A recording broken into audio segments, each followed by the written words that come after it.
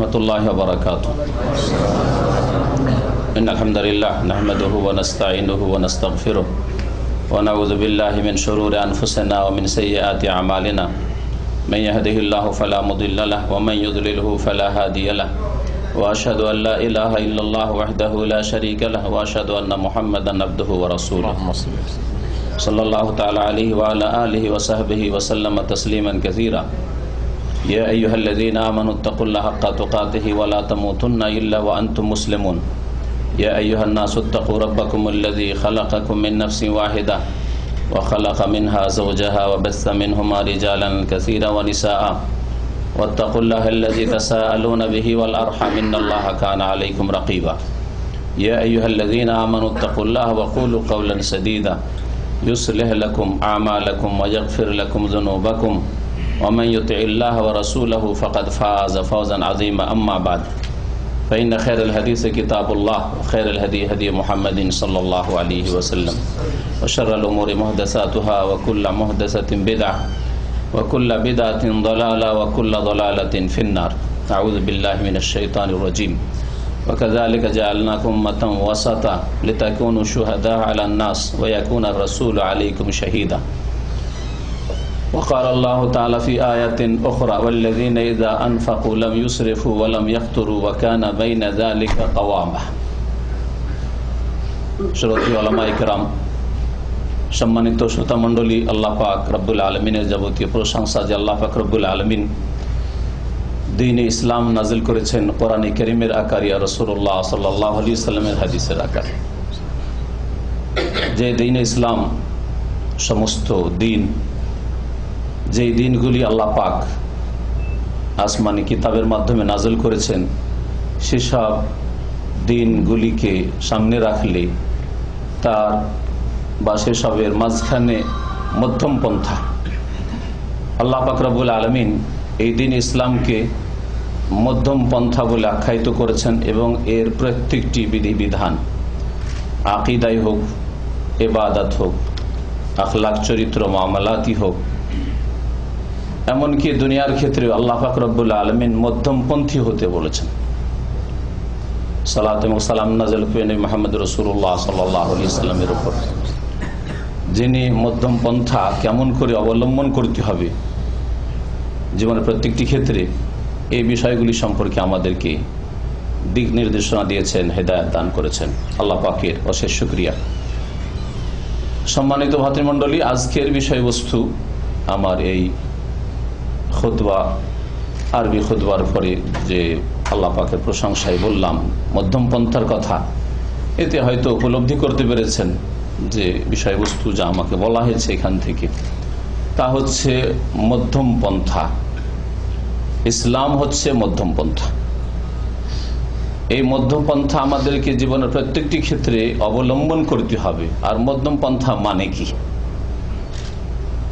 এই মধ্যম পন্থা সম্পর্কে আমার আলোচনা আজকে পেশ করব। আল্লাহ পাক রব্বুল আলামিনের হামদ ও সানার পরে আর রাসূলুল্লাহ সাল্লাল্লাহু আলাইহি ওয়াসাল্লামের সালাত এবং সালামের পরে শুকরিয়া আদায় করি এই ইসলামিক সেন্টার আজিজিয়ার যারা দায়িত্বশীল মাসউলিন, তাদের আল্লাহ পাক যেন তাদেরকে জাযায়ে খায়ের দান করেন, উত্তম প্রতিদান দান করেন, যে তারা আমাদের মতো যারা অনারব তাদের জন্য শুধু এক ভাষায় নয়, যে কোনো ভাষায় এখানে প্রবাসীরা রয়েছে তাদেরকে দ্বীনের জ্ঞান দেওয়ার জন্য, দ্বীনের শিক্ষা দেওয়ার জন্য, কোরআন এবং হাদিসের দিকে, সহিহ মানহাজের দিকে রাস্তা দেখানোর জন্য আল্লাহ পাক তাদের মাধ্যমে আমাদের সুব্যবস্থা করেছেন। আল্লাহ পাক তাদের যেন উত্তম বদলা দান করেন। ভূমিকা লম্বা না করে আমরা সরাসরি শুরু করি আমাদের আলোচনা। দ্বীন হচ্ছে মধ্যম পন্থা। এই মধ্যম পন্থার বিপরীত হচ্ছে দুটো সাইড, একটা হচ্ছে বাড়াবাড়ি করা আর একটা হচ্ছে ঘাটতি করা। ইসলামে দুটোই নিষিদ্ধ আর দুটোকেই ছুঁড়ে ফেলতে হবে। আপনার মধ্যে যেন আল্লাহ পাকের দ্বীন পালন করতে গিয়ে কোনো ঘাটতি না থাকে, এমন ঘাটতি যেটা আপনার ঈমান আমলকে দুর্বল করে দেয়, ফরজে ঘাটতি, ওয়াজিবাতে ঘাটতি, এইরকম ঘাটতি যেন না থাকে, এইরকম কমতি না থাকে।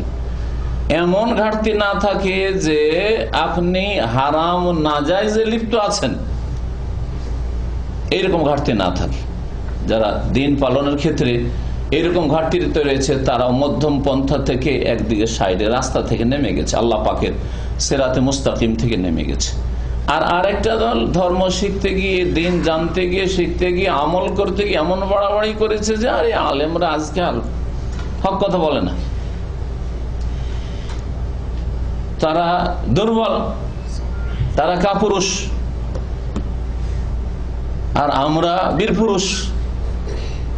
এইভাবে গুমরাহির শিকার হয়েছে, গুমরাহির শিকার। তার ধর্মের ক্ষেত্রে বাড়াবাড়ি কিরকম বাড়াবাড়ি?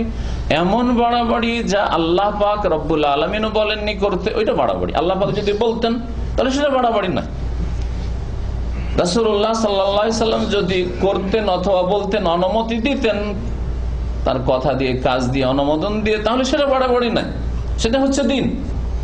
এই জন্য আল্লাহ পাকের পক্ষ থেকে যা এসেছে, রাসূলুল্লাহ সাল্লাল্লাহু আলাইহি ওয়াসাল্লামের পক্ষ থেকে যা এসেছে, সেটা হচ্ছে মধ্যম পন্থা। আর কোরআনে বা হাদিসে নেই, কিন্তু আপনি নিজেই ওস্তাদ হয়ে বসলেন, বিনা ওস্তাদে নিজেই স্বাধীনভাবে চিন্তা করা শুরু করলেন, সাহাবায়ে কেরামদের চিন্তাকে উপেক্ষা করে কোরআনে বা হাদিস বুঝছেন, নিজের স্বাধীনতার সাথে বুঝছেন। আপনি স্বাধীনভাবে বুঝবেন, কোরআন এবং হাদিস মানতে হবে, তার সাথে সাথে কোরআন এবং হাদিস বুঝতে হবে সাহাবায়ে কেরামদের, তাবেঈনদের, তাবা তাবেঈন, খায়রুল কুরুন, সালাফ যাদেরকে বলা হয়েছে, সালাফে সালেহিনদের মানহাজ মোতাবেক। সাহাবায়ে কেরামরা এই আয়াত হাদিসগুলিকে কেমন ভাবে বুঝেছে? তাদের সামনে এই আয়াতটা ছিল না, তাদের সামনে এই হাদিসটা ছিল না? এই প্রশ্নগুলি যদি করা হয় তাহলে উত্তর দেবেন হ্যাঁ, অবশ্যই ছিল তাদের সামনে আয়াত, অবশ্যই ছিল তাদের সামনে এই হাদিসগুলি। তারপরে তারা দিন পালনের ক্ষেত্রে কি আমাদের মতো দুর্বল ছিলেন? না, দিন পালন করতে হবে এই ক্ষেত্রে তারা অগ্রগামী ছিলেন, সাবিকুল আউয়ালুন। তাহলে তারা যদি এই আমলগুলি না করে থাকেন আর আমরা করি, তাহলে এর নাম হচ্ছে গলু, বাড়াবাড়ি।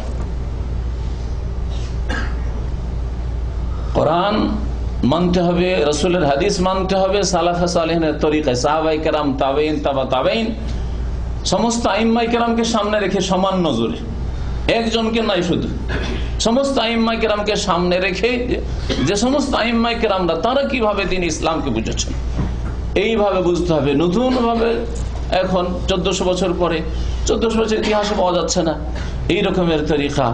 আর আপনি নিজেই এই আয়াত থেকে এটা বুঝলেন, এই হাদিস থেকে এই বুঝলেন, এই সূরা থেকে এই বুঝলেন, সুতরাং তাই করা শুরু করলেন ধর্মের নামে। এইভাবে মানুষ ধর্মের নামে গুমরাহ হয়েছে বাড়াবাড়ি করে। ধর্মের নামে কারা গুমরাহ হয়েছে বাড়াবাড়ি করে? যারা শিরক করেছে, আল্লাহ পাক যা অনুমতি, শিরকি কাজ করেছে, তাহলে এরা কম করেনি, বাড়িয়েছে, বাড়াবাড়ি। বিদআত করেছে, বিদআত হচ্ছে সংযোজন। রাসূলুল্লাহ সাল্লাল্লাহু আলাইহি সাল্লাম করেননি, বলেননি করতে, নিষিদ্ধ নাই, এই যুক্তি দিয়ে ইবাদতে সংযোজন শুরু করলো, না এটা চলবে না। এই যুক্তি অনেকে পেশ করে, আর সাধারণ মানুষ আপনারা অনেকে হতভম্ব হয়ে যান, জবাব দিতে পারেন না যে আরে এর জবাব কি দেবো, নিষিদ্ধ নেই। ফুল চড়াইতে কবরে কোথায় নিষেধ আছে? হ্যাঁ, আমার বিবাহ দিবস পালন করবো, ম্যারেজ ডে পালন করবো, কোথায় নিষেধ আছে? হ্যাঁ, কোথায় আছে? কোনটা হাদিস আছে? আমার জন্মদিবস পালন করবো, আমার ছেলের কেক কাটবো, কোথায় নিষেধ আছে? না, এই যুক্তি চলবে না। ঈদ 3টা করবো, ঈদে মিলাদুন্নবী করবো, কোথায় নিষেধ আছে? এটা চলবে না, কারণ এগুলি ইবাদত আর নেকির আশাই করছেন, অথবা অনুষ্ঠান উৎসব হিসাবে করছেন। আল্লাহ পাক রব্বুল আলামিন দুটো উৎসব দিয়েছেন, ঈদুল ফিতর, ঈদুল আজহা। সুতরাং আপনাকে ঈদুল ফিতর, ঈদুল আজহাতেই সীমিত রাখতে হবে, এর নাম হচ্ছে ইবাদত। আপনি এখানে বলছেন কোথায় নিষেধ আছে। আমি যদি এই যুক্তি পেশ করে অন্য এমন একটা কথা বলি, কাজ বলি, যেটা আপনি করেন না বা আপনিও বিশ্বাস রাখেন না, তা আপনি আমাকে বিদআতি বলবেন। আপনাকে যদি বলি যে এশা থেকে ফজর পর্যন্ত বড় লম্বা টাইম হয়ে যাচ্ছে, এর মধ্যে আর কোনো নামাজ নেই, তো আমরা রাত, লম্বা রাত, শীতকালের রাত, সুতরাং রাত্রে আমরা 12টার দিকে একটা আজান দেব, মসজিদে জামাত করব, একামত দেব, জামাত সহকারে নামাজ পড়বো, 6 ওয়াক্ত পড়বো। আর আমি যদি বলি যে নিষেধ নেই, কি বলবেন আমাকে? সুন্নতের অনুসারী বলবেন না বিদআতি বলবেন? আমি মধ্যম পন্থা অবলম্বন করলাম না বাড়াবাড়ি করলাম? বাড়াবাড়ি করলাম। তাহলে আমাকে বলছেন বাড়াবাড়ি করলেন, আর আপনি ঈদে মিলাদুন্নবী করে বাড়াবাড়ি করলেন না। হ্যাঁ, আপনি কবর মাজারে ফুল চড়িয়ে বাড়াবাড়ি করলেন না। চাদর চড়ে বাড়াবাড়ি করলেন না, আপনারটা বাড়াবাড়ি হয়, কারণ আপনি যেহেতু করছেন আর আপনার মুরব্বীরা করে আসে, সেজন্য ওইটা শরীয়ত হয়ে গেল নাকি না। একই দাঁড়ি পাল্লা দিয়ে ওজন করতে হবে আপনাকে। তো বাড়াবাড়ি, শিরক হচ্ছে বাড়াবাড়ি, বিদআত হচ্ছে বাড়াবাড়ি। ওই রকমই ঢালাহারে মুসলিমদেরকে, যে কোন স্তরের মুসলিম হোক, ব্যবসায়ী মুসলিম হোক আর শাসক মুসলিম হোক আর গুনাহগার মুসলিম হোক, হারাম খাওয়া মুসলিম হোক, ঢালাহারে যারা এইরকম গুনাহ করে সবগুলি একেবারে দিলেন ইসলাম থেকে বের করে। বাড়াবাড়ি ঢালাহারে ইসলামে কাফের বলা নেই। এই ক্ষেত্রে বেশ কিছু শর্ত রয়েছে, বাধা রয়েছে। শর্তগুলি যতক্ষণ পর্যন্ত পুরা না হয়েছে ততক্ষণ পর্যন্ত কেউ ইসলাম থেকে বেরিয়ে যান। যখন জন্মসূত্রে ইসলামে ঢুকেছে অতক্ষণ পর্যন্ত ইসলাম থেকে বেরিয়ে যান, যতক্ষণ পর্যন্ত ওর মধ্যে শর্তগুলি মজুদ রয়েছে। তারপরে বাধা, বেরিয়ে যাবে তো বেরিয়ে যেতে আড় রয়েছে, বাধা রয়েছে, মাওয়ানে। তো যতক্ষণ ওদের বাধা ক্রস না করে ততক্ষণ পর্যন্ত তাহলে তাকে আপনি ইসলাম থেকে বের করে দিতে পারেন না ঢালাহারে। উদাহরণস্বরূপ একটা মন গড়া ফয়সালা করে দিলেই তাকে কাফের বানিয়ে দিলেন, কারণ মানব রচিত হয়ে গেল সেই জন্য কাফের হয়ে গেল, সূত্রটা একেবারে কাফের ফতুয়া। হ্যাঁ, উঠে গেলেন জলসাতে ওয়াজ মাহফিল আর দিলেন, এই কাফের হয়ে গেছে না, এটা তরিকা তো না। এখন ওর সম্পর্কে দেখতে হবে যে সেই লোকটা কি আসলেই বিশ্বাস করে মানব রচিত বিধানে, এটাকে কি প্রাধান্য দেয় অথবা কোরআনের সমান মনে করে, না সে বাধ্য নিরুপায়, অথবা সে অজ্ঞ জাহেল। জাহেল অজ্ঞর জন্য অনেক ক্ষেত্রে বিধান অন্য রয়েছে।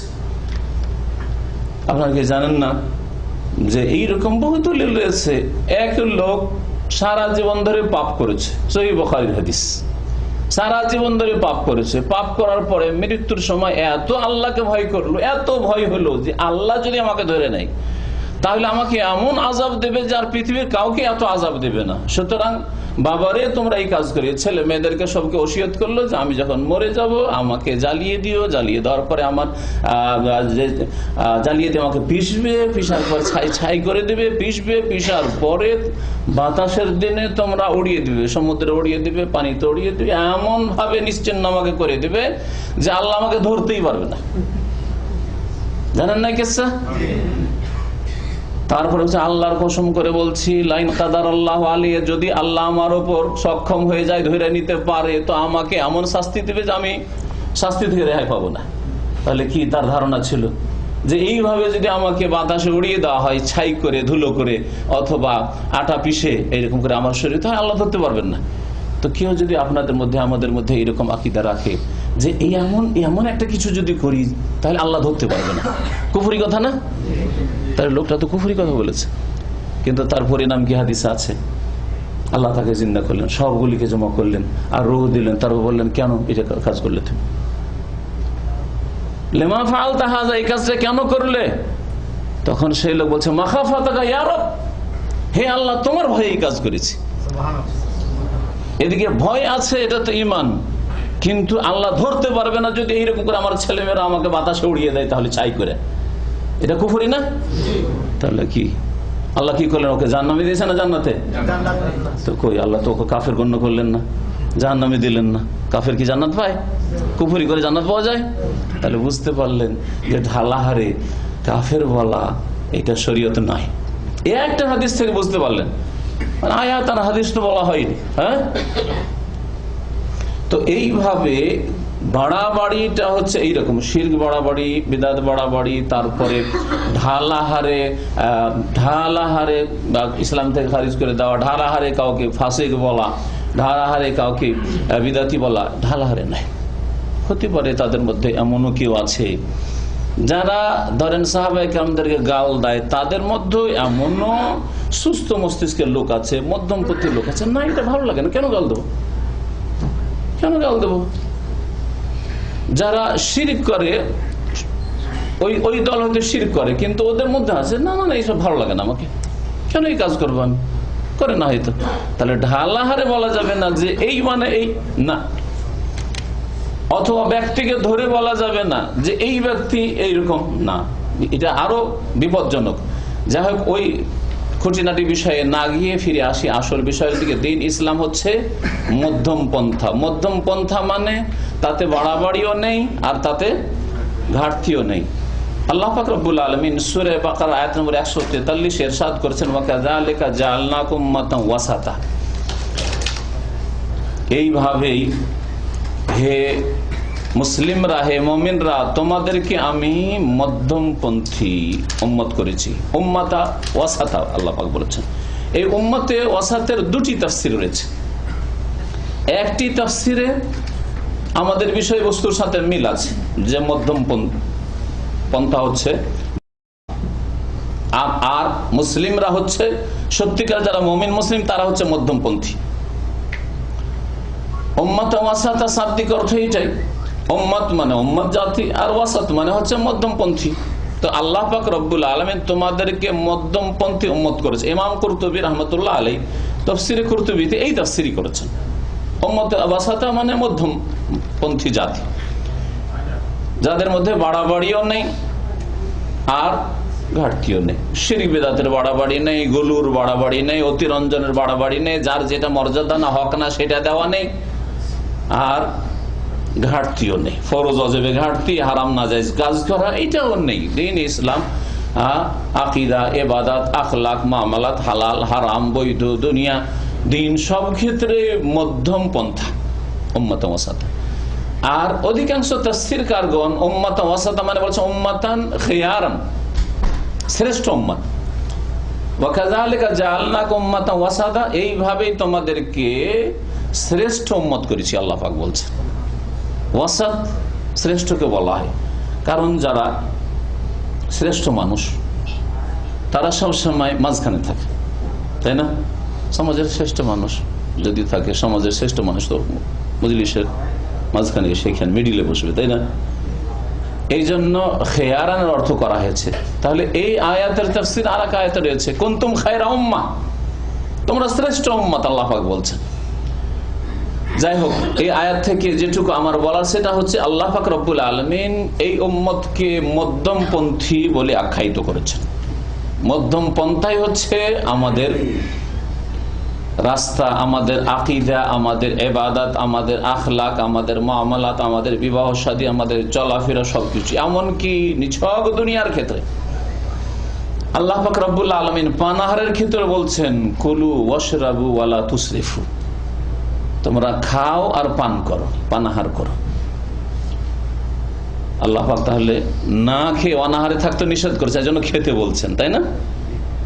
না খেয়ে থাকিও না, জানকে কষ্ট দিও না, শরীরকে কষ্ট দিও না, শরীরকে আযাব দিও না।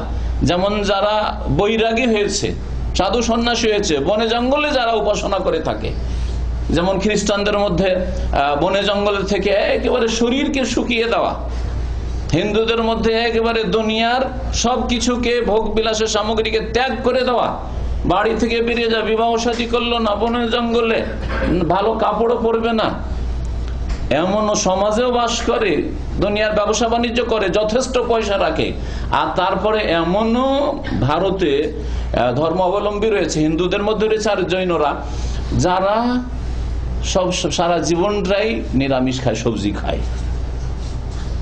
জীব হত্যা মহাপাপ, সুতরাং খাসিও খাবে না, মোরগও খাবে না, গরু তো খাবে না, ও তো মাতা, ও তো পূজা করে। হ্যাঁ, তো গরু কেন খাবে? ঠিক আছে, গরুর গোস্ত খাবে না। হ্যাঁ, গরুর গোস্ত খানো, গরুর দুধ, আচ্ছা ওখানে না হয় যুক্তি চললো যে মায়ের দুধ খাচ্ছে, না হয় গোমাতা তো মায়ের দুধ খেলো। তো তারপরে গরুর চামড়া, চামড়া দিয়ে জুতো বানাচ্ছে, মায়ের চামড়া দিয়ে জুতো বানা যায়? হ্যাঁ, দেবদেবীর চামড়া দিয়ে জুতো বানা যায়? হ্যাঁ, উপাস্য মাবুদের চামড়া দিয়ে জুতো বানাবে, এটা কেন করো? তো এইভাবে অনেকে আল্লাহ পাকের নিয়ামত থেকে কি হয়েছে, নিজেকে বঞ্চিত রেখেছে। কি করেছে এরা? বাড়াবাড়ি করেছে। আল্লাহ হালাল করেছেন, ও খাবে না। আল্লাহ পাক হালাল করেছেন, বিবাহ শাদী করো, সংসার করো, ইবাদত বন্দেগী করো, করবে না, বনে জঙ্গলে সারা জীবনটা কাটাবে। এইরকমই এক লোক সম্পর্কে ওমর রাদিয়াল্লাহু তাআলা আনহুর জীবনীতে রয়েছে যে ওমর রাদিয়াল্লাহু তাআলা আনহু যখন শাম দেশে গেলেন, শাম দেশে আমিরুল মুমিনিন ওমর ইবনে খাত্তাব রাদিয়াল্লাহু তাআলা আমলে যখন মুসলিমরা বিজয়ী হলেন, তখন সেখানকার অধিবাসী যারা খ্রিস্টান ছিল, কাফেররা ছিল, তাদের সাথে সন্ধি হবে, তোমাদের আমিরুল মুমিনিনকে আসতে হবে, তারপর আমাদের সাথে সন্ধি হবে। গেলেন, সেখানে পৌঁছিলেন, রাস্তায় দেখলেন এক জঙ্গলে এক খ্রিস্টান বৃদ্ধ মানুষ, একেবারে শরীর শুকিয়ে হাড়ের সাথে চামড়া লেগেছে, একটু গোস্ত নেই তার শরীরে,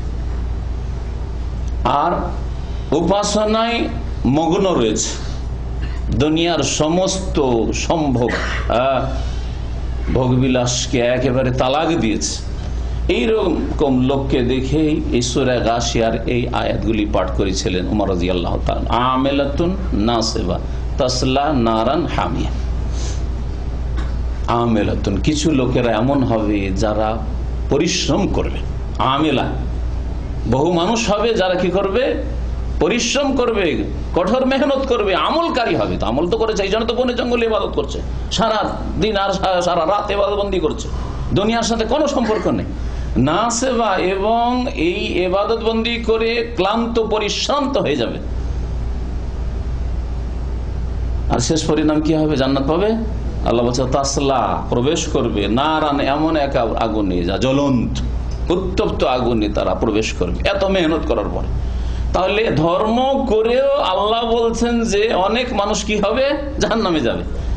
তাহলে এই আয়াত প্রমাণ করে যে গুলু, বাড়াবাড়ি যদি করেন, শিরকের বাড়াবাড়ি হোক আর বিদাতের বাড়াবাড়ি, ইসলামের নাই, আর আপনি অতিরিক্ত করলেন, নিষেধ তো নাই, ভালো ভালো ভালো বলেই তো করছি, রসুলের মহব্বত করছি, আমরা আশেকে রসুল, ইত্যাদি ইত্যাদি, নারান হামিয়া। মেহনত পরিশ্রম করেও যদি আল্লাহ পাক যদি তার অনুমতি না দিয়ে থাকেন, রাসূলুল্লাহ সাল্লাল্লাহু আলাইহি ওয়াসাল্লাম যদি তা না করে থাকেন, আর অনুমতি তার না দিয়ে থাকেন, তাহলে জাহান্নামে যেতে হবে। কে প্রশ্ন করছে? প্রশ্ন পড়ে, বক্তব্যের সময় কোনো প্রশ্ন না, শেষখানে লিখিত প্রশ্ন দেবেন, দয়া করে যারা প্রশ্ন করতে লিখিত দেবেন।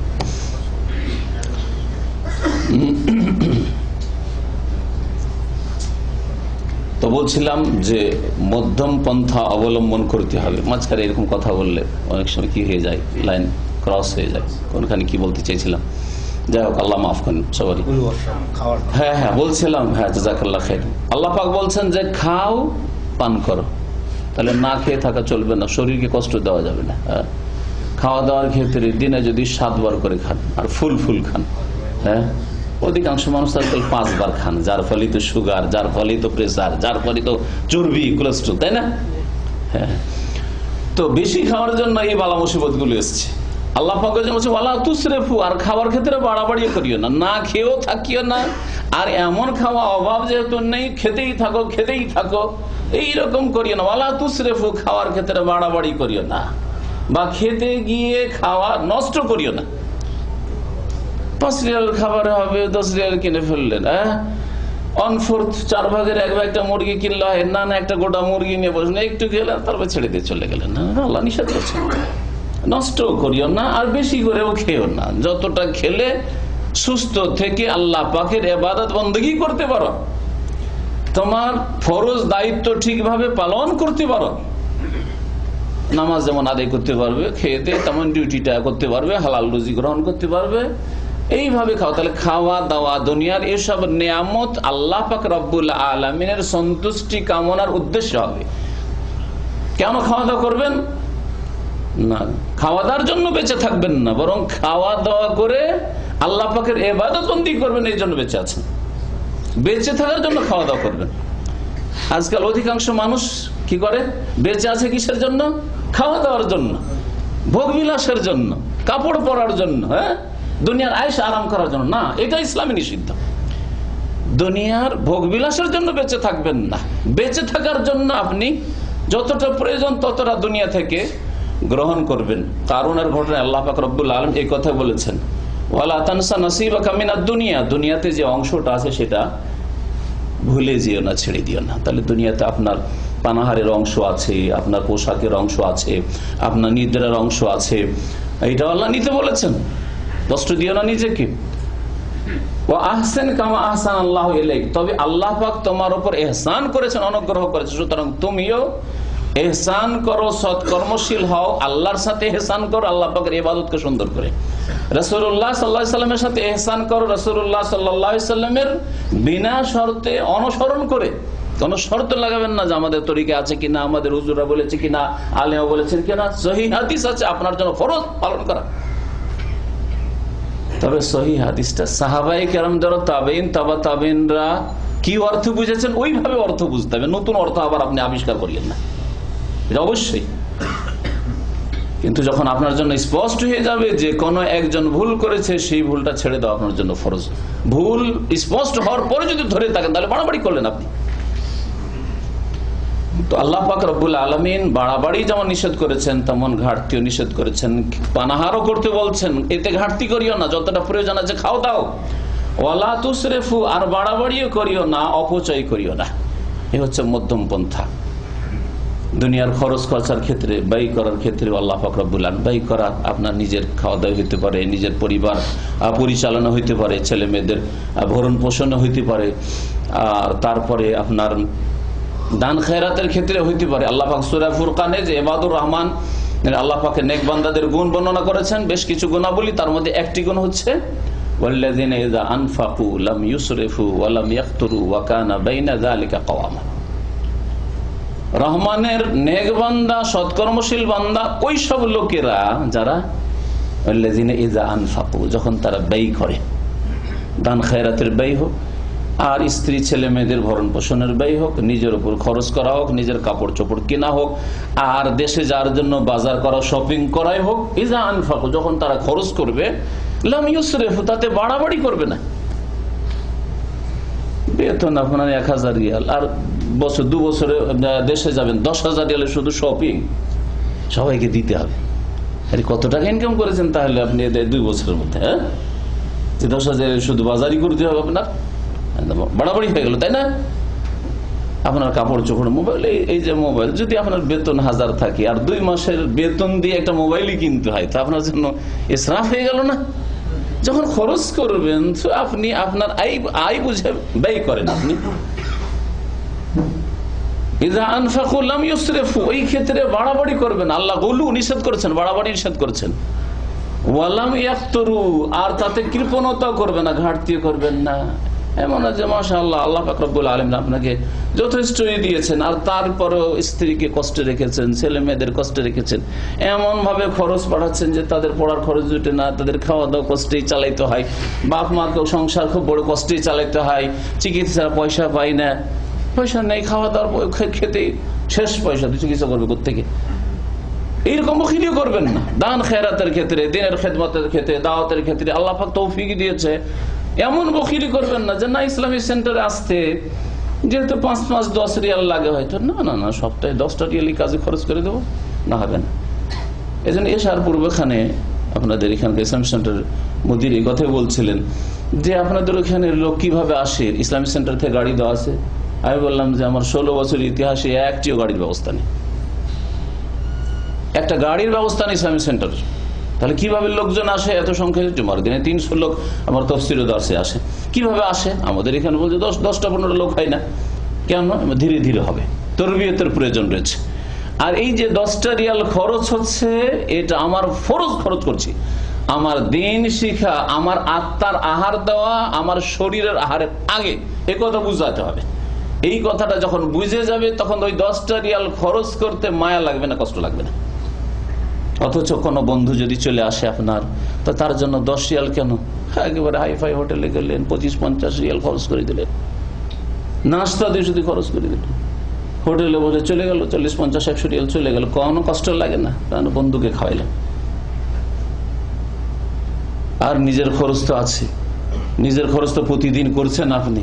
নাস্তা করতে বসলে 5 রিয়াল সন্ধ্যাবেলা প্রতিদিন খরচ হয়ে যায়, আর 5টা রিয়াল সপ্তাহে একদিন লাগবে, সপ্তাহে 5টা রিয়াল লাগবে আসতে হয়তো ইসলামিক সেন্টারে, আর ও 5-10 রিয়াল খরচ হবে। তারপরে ওখানে যাব, খাওয়া দাওয়া যদি না থাকে তো আবার হোটেলে খেতে হবে, রান্না করার সময় পাবো না। এই শয়তান এইভাবে ভালো কাজে বাধা দিয়ে থাকে, শয়তান এইভাবে বুঝিয়ে থাকে। কিন্তু যখন বুঝে যাবে যে না, আমার শরীরের আহার আর আমার রুহের আহার, শরীরের আহার হচ্ছে আমার খাওয়া দাওয়া, আর শরীরের যে প্রয়োজন, এই শরীরের প্রয়োজন থেকে বেশি গুরুত্বপূর্ণ হচ্ছে আমার আত্মার প্রয়োজন। আমাকে ইলম শিখতে হবে। নবী করিম সাল্লাল্লাহু আলাইহি ওয়াসাল্লাম বলেছেন, তালাবুল ইলমি ফারিদাতুন আলা কুল্লি মুসলিম। দ্বীনের ইলম শেখা। এখানে তালাবুল ইলম মানে বিশেষ করে আল্লাহ সম্পর্কে জ্ঞান হাসিল করা, আল্লাহ পাকের রাসূল সম্পর্কে জ্ঞান হাসিল করা, আল্লাহ পাকের দ্বীন কোরআন এবং হাদিসের জ্ঞান হাসিল করা বোঝানো হয়েছে। আর তারপরে তখন দুনিয়ার জ্ঞান হাসিল করা, যেই জ্ঞান যেই ইলমের উম্মতে মুসলিমার প্রয়োজন রয়েছে ওটা এরপরই আসবে। কিন্তু যেই ইলম শিখা প্রথম ফরজ প্রত্যেক মুসলিমের জন্য, সেটা হচ্ছে আল্লাহ সম্পর্কে আপনাকে জানতে হবে। আপনার আকীদা কি হওয়া উচিত আল্লাহ সম্পর্কে, আপনার আকীদা আল্লাহ সম্পর্কে, আখিরাত সম্পর্কে, রাসূল সম্পর্কে হ্যাঁ আপনার কি হওয়া উচিত, কি ফরজ, আর কোন আকীদা ভ্রান্ত আকীদা, ইবাদত কেমন হইতে হবে, আপনার আখলাক চরিত্র কেমন হইতে হবে, ব্যবসা বাণিজ্য রুজি রোজগার কেমন হইতে হবে, আপনি যে কাজগুলি করছেন, যে ব্যবসা করছেন, আপনার ইনকাম সোর্স রয়েছে সেটা হালাল না হারাম, যেভাবে বিবাহ শাদী করতে যাচ্ছেন এইভাবে বিবাহ শাদী করা সুন্নতি বিবাহ না বিদআতি বিবাহ। তালাবুল ইলমি ফরিযাতুন আলা কুল্লি মুসলিম, প্রত্যেক মুসলিম দ্বীন সম্পর্কে শিক্ষা অর্জন করা ফরজ। এই ফরজ সম্পর্কে দায়িত্ব চেতনা যখন জেগে উঠবে, তখন সপ্তাহে 10টা রিয়াল খরচ করা কোনো সমস্যা না আপনার, বরং আপনি মনে করুন এটাই তো আমার থাকবে, এইটাই আমার থাকবে, আর যা অন্য কাজে খরচ করলাম শেষ হয়ে যাবে, আমার সাথে যাবে না। ফিরে আসি আমাদের আলোচনার দিকে। বলছিলাম যে মধ্যম পন্থা অবলম্বন করতে হবে। আল্লাহ পাক রব্বুল আলামিন বলছেন এই সূরা ফুরকান আয়াতটিতে যে খরচ করার ক্ষেত্রেও বাড়াবাড়ি করবেন না, বেশি খরচ করবেন না, এত যাতে আপনাকে পরে আফসোস করতে হয়, ক্ষতিগ্রস্ত হইতে হয়। 5 বছর 7 বছর 10 বছর সৌদি আরবে থাকলেন, কিছুই নিয়ে যেতে পারলেন না, এমন না হয়। আর এমন কৃপণ হবেন না যে আপনি ফরজ ওয়াজিব আদায় করলেন না, যেসব দায়িত্ব ছিল সেটাই আদায় করলেন, ঘাটতি করে দিলেন। তাহলে ঘাটতি আর বাড়তি দুটোই আল্লাহ পাক নিষেধ করেছেন, দুনিয়ার ক্ষেত্রেও আর দিনের ক্ষেত্রে। আকীদা, ইবাদত, আখলাক এসব বিষয় তো রয়েছে। আল্লাহ পাক রব্বুল আলামিন মধ্যম পন্থা অবলম্বন করতে বলেছেন। এই মর্মে নবী কারীম সাল্লাল্লাহু আলাইহি সাল্লামের সহিহ বুখারী একটি হাদিস শোনায়। নবী সাল্লাল্লাহু আলাইহি সাল্লাম বলেছেন, ইন্নাদ দীনা ইউসরুন। আবু হুরায়রা রাদিয়াল্লাহু তাআলা আনহু থেকে হাদিসটি বর্ণিত, বলেছেন ইন্নাদ দীনা ইউসরুন, দিন হচ্ছে বড় সহজ, দিন সহজ। মধ্যম পন্থা অবলম্বন করেন, দিন খুব সহজ। 5 ওয়াক্ত নামাজ কোনো মুশকিল নাই, আসলে রমজান মাসে রোজা কোনো মুশকিল নাই, দিনের প্রত্যেকটি বিধি বিধান খুব সহজ। ওয়ালা ইউশাদ্দাদ দীন আহাদুন ইল্লা গালাবাহু, আর যে কোনো মানুষ দিনের ক্ষেত্রে তাশাদ্দুদ করবে, কঠোরতা অবলম্বন করবে, বাড়াবাড়ি করবে, আল্লাহ পাক সেই বাড়াবাড়ি দেননি, কঠোরতা দেননি, নিজে থেকে কঠোরতা অবলম্বন করবে দিনের ক্ষেত্রে, ধর্মের ক্ষেত্রে। এইরকম যদি কেউ করে তাহলে দিন তাকে পরাস্ত করে দেবে। ইল্লা গালাবাহু, দিনের কাছে হার মানতে বাধ্য হবে। দিন পালন করতে গিয়ে, ধর্ম পালন করতে গিয়ে হার মানতে বাধ্য হবে। এমন এক সময় আসবে যে দিন থেকে অনেক দূরে সরে গেছে, গোমরাহ হয়ে গেছে, গোমরাহির শিকার হয়েছে, শয়তান শিকার করে ছো মেরে নিয়ে গেছে। তাহলে দিনের ক্ষেত্রে বাড়াবাড়ি করলে নবী করিম সাল্লাল্লাহু আলাইহি সাল্লাম সতর্ক করেছেন, ইল্লা গালাবাহু, তুমি পেরে উঠবে না, ক্ষতিগ্রস্ত হয়ে যাবে, তুমি নিজেই পরাজিত হয়ে যাবে। তাই নবী সাল্লাল্লাহু আলাইহি ওয়াসাল্লাম বলেছেন ফাসাদ্দিদু ওয়া কারিবু, সুতরাং তোমরা মধ্যম পন্থা অবলম্বন করো। সাদ্দিদু মানে মধ্যম পন্থা অবলম্বন করো, ওয়া কারিবু, আর কাছাকাছি আসার চেষ্টা করো। পুরোপুরি সবগুলি পালন করতে পারবে না, তার মানে ফরজে ঘাটতে নয় যে আমি 4 ওয়াক্ত পড়ছি, ফজর না। এই ক্ষেত্রে ইঙ্গিত করা হয়েছে ওই সব সুন্নত মুস্তাহাবের কাজের দিকে, যেগুলি হয়তো নবী করিম সাল্লাল্লাহু আলাইহি ওয়াসাল্লাম করেছেন, সাহাবায়ে কেরাম করেছেন, কিন্তু আপনার কাজের কারণে, আপনার ডিউটির কারণে, আপনার শারীরিক অবস্থার কারণে সেগুলি আপনার দ্বারা সম্ভব হচ্ছে না। যেমন তাহাজ্জুদ পড়া আপনার দ্বারা সম্ভব হচ্ছে না, হয়তো সালাতুদ দুহা ইশরাক পড়া আপনার জন্য সম্ভব হচ্ছে না, ফজরের নামাজ পড়ে মুসাল্লায় বসে থাকবেন সূর্য ওঠা পর্যন্ত 1 ঘন্টা বসে থাক, তারপরে 2 রাকাত নামাজ পড়বেন, আর উমরার নেকি নেবে, আপনার জন্য সম্ভব হচ্ছে না। সাদ্দিদু, তাহলে মধ্যম পন্থা অবলম্বন করো। প্রতিদিন যদি করতে যাও তাহলে হবে কি, ওই ইশরাকের নামাজ পড়ার কারণে ওই সকালবেলা যে একটু আরাম করতেন, করলেন না, ডিউটিতে গিয়ে ফরজ ডিউটির সময় ঝিমাচ্ছেন চেয়ারে বসে বসে। আবার দেখছেন ওইদিকে যে ফোরম্যান এলো না তো, সুপারভাইজার এলো না তো, কাজ করছেন, ওর মাঝে দেখছেন তো ফরজে ঘাটতি, আর ওইদিকে সুন্নত নফল নিয়ে বাড়াবাড়ি করছেন, তাই না? এই জন্য মধ্যম পন্থা এই সব ক্ষেত্রে অবলম্বন করতে বলা হয়েছে। সোমবার রোজা, বৃহস্পতিবার রোজা নবী সাল্লাল্লাহু আলাইহি ওয়াসাল্লাম রেখেছেন না, রাখেন নাই? মাসে 3টি রোজা, এই আমি বীজের রোজা, এইগুলির ক্ষেত্রে ফাসাদ্দিদু ওয়া কারিবু, পারলে করো, আর যদি দেখা যায় না আমার লম্বা ডিউটি, বড় দিন, রোদরে কাজ করতে হয়, সোমবারে বৃহস্পতি রোজা রাখলে আমার কষ্ট হয়, তাহলে করিও না, মধ্যম পন্থা অবলম্বন করো। ও আবশেরু, এবং সুসংবাদ নাও, তবে একেবারে নফল এবাদত বন্দেগী হারা হয়ে যেও না। তাই নবী সাল্লাল্লাহু আলাইহি ওয়াসাল্লাম বলছেন যে তোমার জীবনে যেন ফরজ ওয়াজিবের সাথে কিছু নফল এবাদত বন্দেগী থাকে, জিকির আজকারি হোক, আর নামাজি হোক বা রোজাই হোক। ওয়াস্তাইনু বিল গাদওয়াতি ওয়ার রাওহাতি, সকালবেলা সাহায্য কামনা করো আর সন্ধ্যাবেলা সাহায্য কামনা করো, মানে সকাল বিকালে জিকির আজকার ইবাদত বন্দেগীগুলো ঠিক আছে। সকাল সন্ধ্যার জিকির যদি নিয়মিত করেন তো এটা কম নয় আপনার জীবনে, প্রতিদিনের আপনি সকাল সন্ধ্যার যথেষ্ট জিকির আজকার রয়েছে।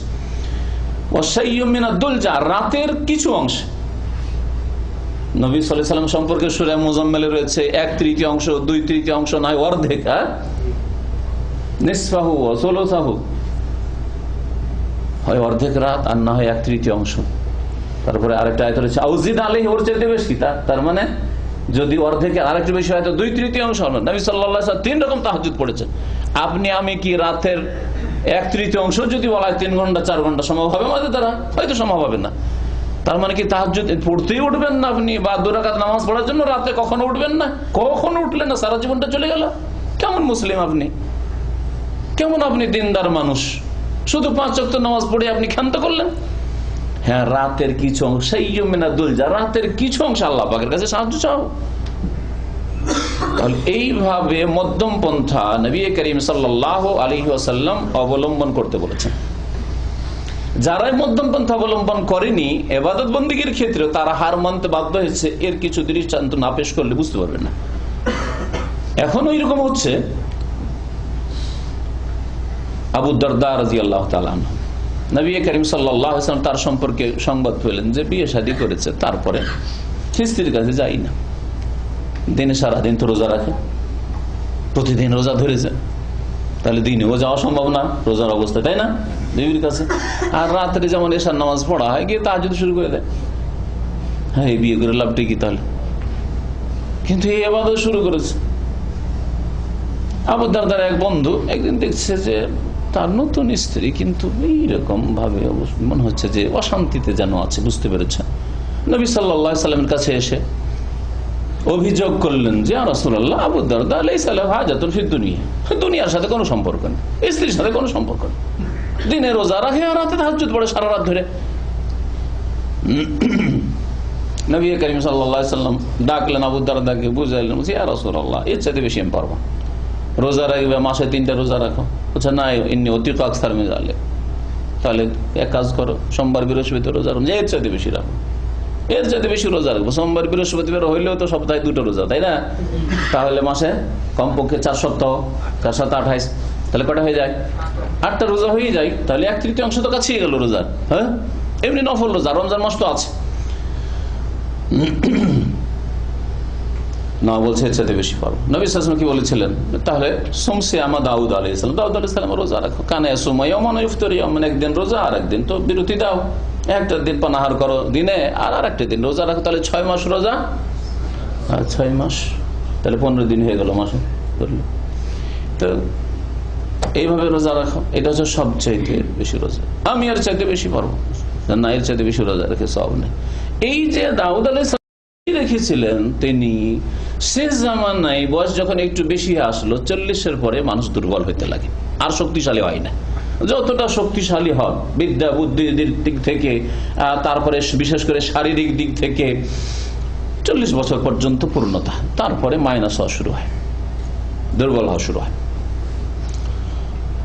শেষ জামানায় দৃষ্টিশক্তি হারিয়ে ফেলেছিলেন, আর বড় আক্ষেপ করতেন যে হাই আফসুস, যদি রাসূলুল্লাহ সাল্লাল্লাহু আলাইহি সাল্লামের ছাড়টা গ্রহণ করতাম।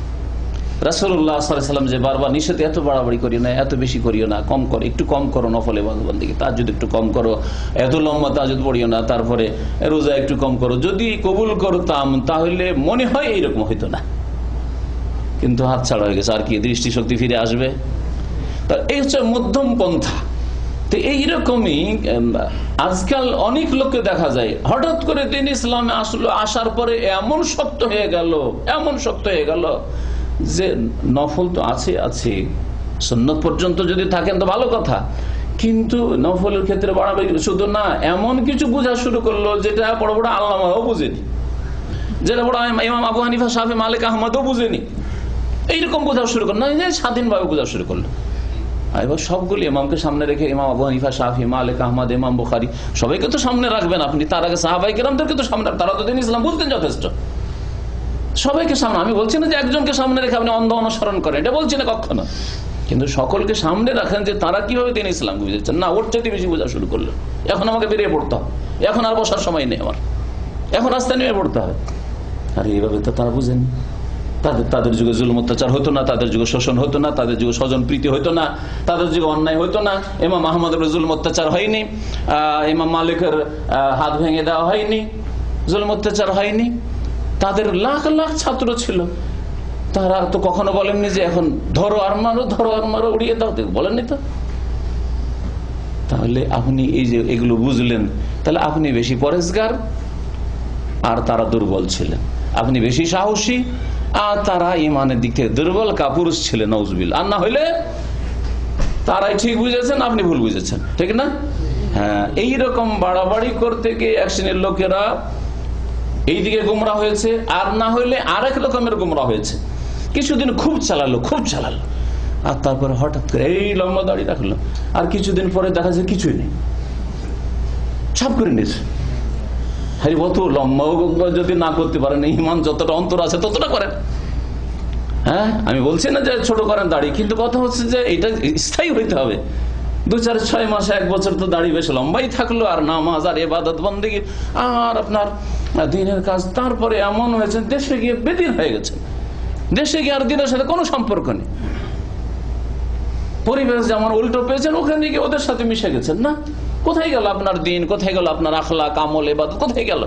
মধ্যম পন্থা অবলম্বন করেন, কম পক্ষে ফরজ ওয়াজিব আদায় করেন, তার সাথে চেষ্টা করেন সুন্নতগুলিরও হেফাজত আমি করব। হারাম নাজায়েজ থেকে বাঁচেন কমের পক্ষে, আর তারপরে অপছন্দনীয় যেগুলি আল্লাহ পাক পছন্দ করেন, রাসূলুল্লাহ সাল্লাল্লাহু আলাইহি ওয়াসাল্লাম পছন্দ করেননি, যেগুলি একজন ভালো মুসলিমের জন্য পছন্দনীয় না, মাকরুহ, সেগুলি থেকে বাঁচার চেষ্টা করেন।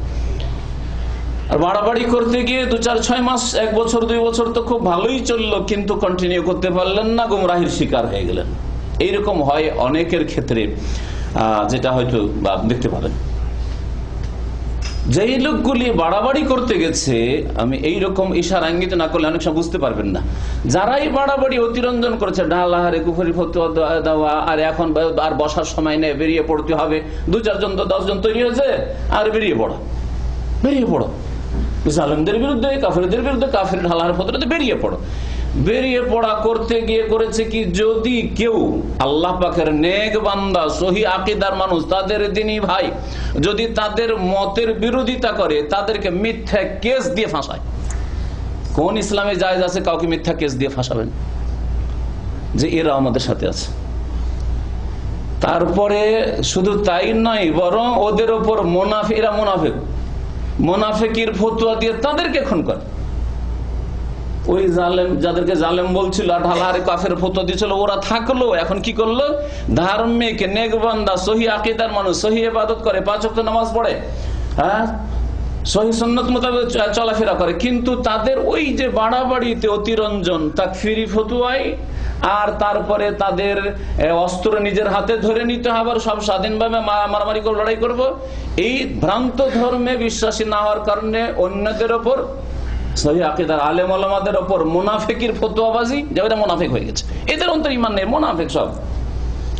আর তারপরে ওদের অনেককে খুন করে থাকে, যে এরা বিশ্বাসঘাতক, আর এরা যেহেতু মুনাফিক, তো বলেন নবী করিম সাল্লাল্লাহু আলাইহি সাল্লামের জামানায় মদিনায় আব্দুল্লাহ বিন উবাই মুনাফিকের চাইতে সে বাস্তব মুনাফিক। কোরআনে কারিমে তাকে আল্লাহ মুনাফিক বলেছেন, সূরা মুনাফিকুন আল্লাহ পাক নাযিল করেছেন তাদের সম্পর্কে। এর মুনাফিকি সম্পর্কে কোনো সন্দেহ আছে আমাদের? রাইসুল মুনাফিকিন রাসূলুল্লাহ সাল্লাল্লাহু আলাইহি সাল্লাম এই মুনাফিককে হত্যা করেছেন। কত সাহাবী অনুমতি চেয়েছেন, ওমর অনুমতি চেয়েছেন, দানিয়া রাসূলুল্লাহ আযরিবুন কাহাদাল মুনাফিক, আমাকে শুধু অনুমতি দেন আপনি যে এই মুনাফিকের গর্দন উড়িয়ে দিই। কি বলতেন রাসূলুল্লাহ সাল্লাল্লাহু আলাইহি সাল্লাম? যে না, চলবে না, লিআল্লা ইয়াতাহাদ্দাসুন নাস, যাতে করে মানুষরা এই কথা বলার সুযোগ না পায় যে আন্না মুহাম্মাদান ইয়াকতুলু আসহাবা, মুহাম্মদ তার সাথী সঙ্গীদেরকে মারছে। কাফেররা বলার সুযোগ পাবে, দেখো মুসলিম মুসলিমকে মারছে, মুসলিম মুসলিমকে খুন করছে। আর মুসলিম সমাজের লোক বলবে যে দেখো দেখো এরা কেমন মুসলিম হয়েছে, কেমন দাড়িওয়ালা লোক, কেমন ধর্মকর্ম করছে, বলছে দাওয়ার কাজ করছে, ইসলামের খেদমত করছে, আর নিজের মুসলিমদেরকে মারছে, খুন করছে। এ আবার কোন ইসলাম হইল? ইসলাম কি সন্ত্রাসের শিক্ষা দিয়েছে? ইসলাম কি মুসলিমকে খুন করা শিখিয়েছে? মুনাফিকের খুন করাও শিখায়নি রাসূলুল্লাহ সাল্লাল্লাহু আলাইহি ওয়াসাল্লাম বলছেন না। কারণ লোকে ভুল বুঝবে, লোকে তো ভাবছে যে আব্দুল্লাহ বিন উমাইয়া মুনাফিক, 5 ওয়াক্ত নামাজ পড়ে, মসজিদ আসে, নামাজ পড়ে, আবার দান খয়রাতও করে। দান খয়রাত ও করতো কারণ ও নিজেকে মুসলিম প্রমাণ করতে চাইতো। অন্তর সবচেয়ে বড় কুফরি লুকায়িত আছে, আকীদার মুনাফিক। তারপরে নবী করিম সাল্লাল্লাহু আলাইহি ওয়াসাল্লাম অনুমতি দেননি তাকে হত্যা করার। শুধু তাই নয়, যখন মিথ্যা অপবাদ দিয়েছিল এই আব্দুল্লাহ বিন উবাই মুনাফিক মা আয়েশা রাদিয়াল্লাহু তাআলা আনহার উপর, তখন আয়েশা রাদিয়াল্লাহু তাআলা আনহার উপর মিথ্যা অপবাদ দিয়ে যারা শরীক হয়েছিল আরো 2 জন সাহাবী, ওই সব সাহাবাই কেরামদেরকে মিথ্যা অপবাদের তহমতের হদ লাগানো হয়েছিল। আপনারা জানেন, মিস্তার উপর, তারপরে আরেকজন মহিলার উপর, যে হাসান বিন সাবিত আরেকজন সাহাবী, এদের উপর হদ লাগানো হয়েছে, 80 কোড়া লাগানো হয়েছে, 80 বেত্রাঘাত করা হয়েছে।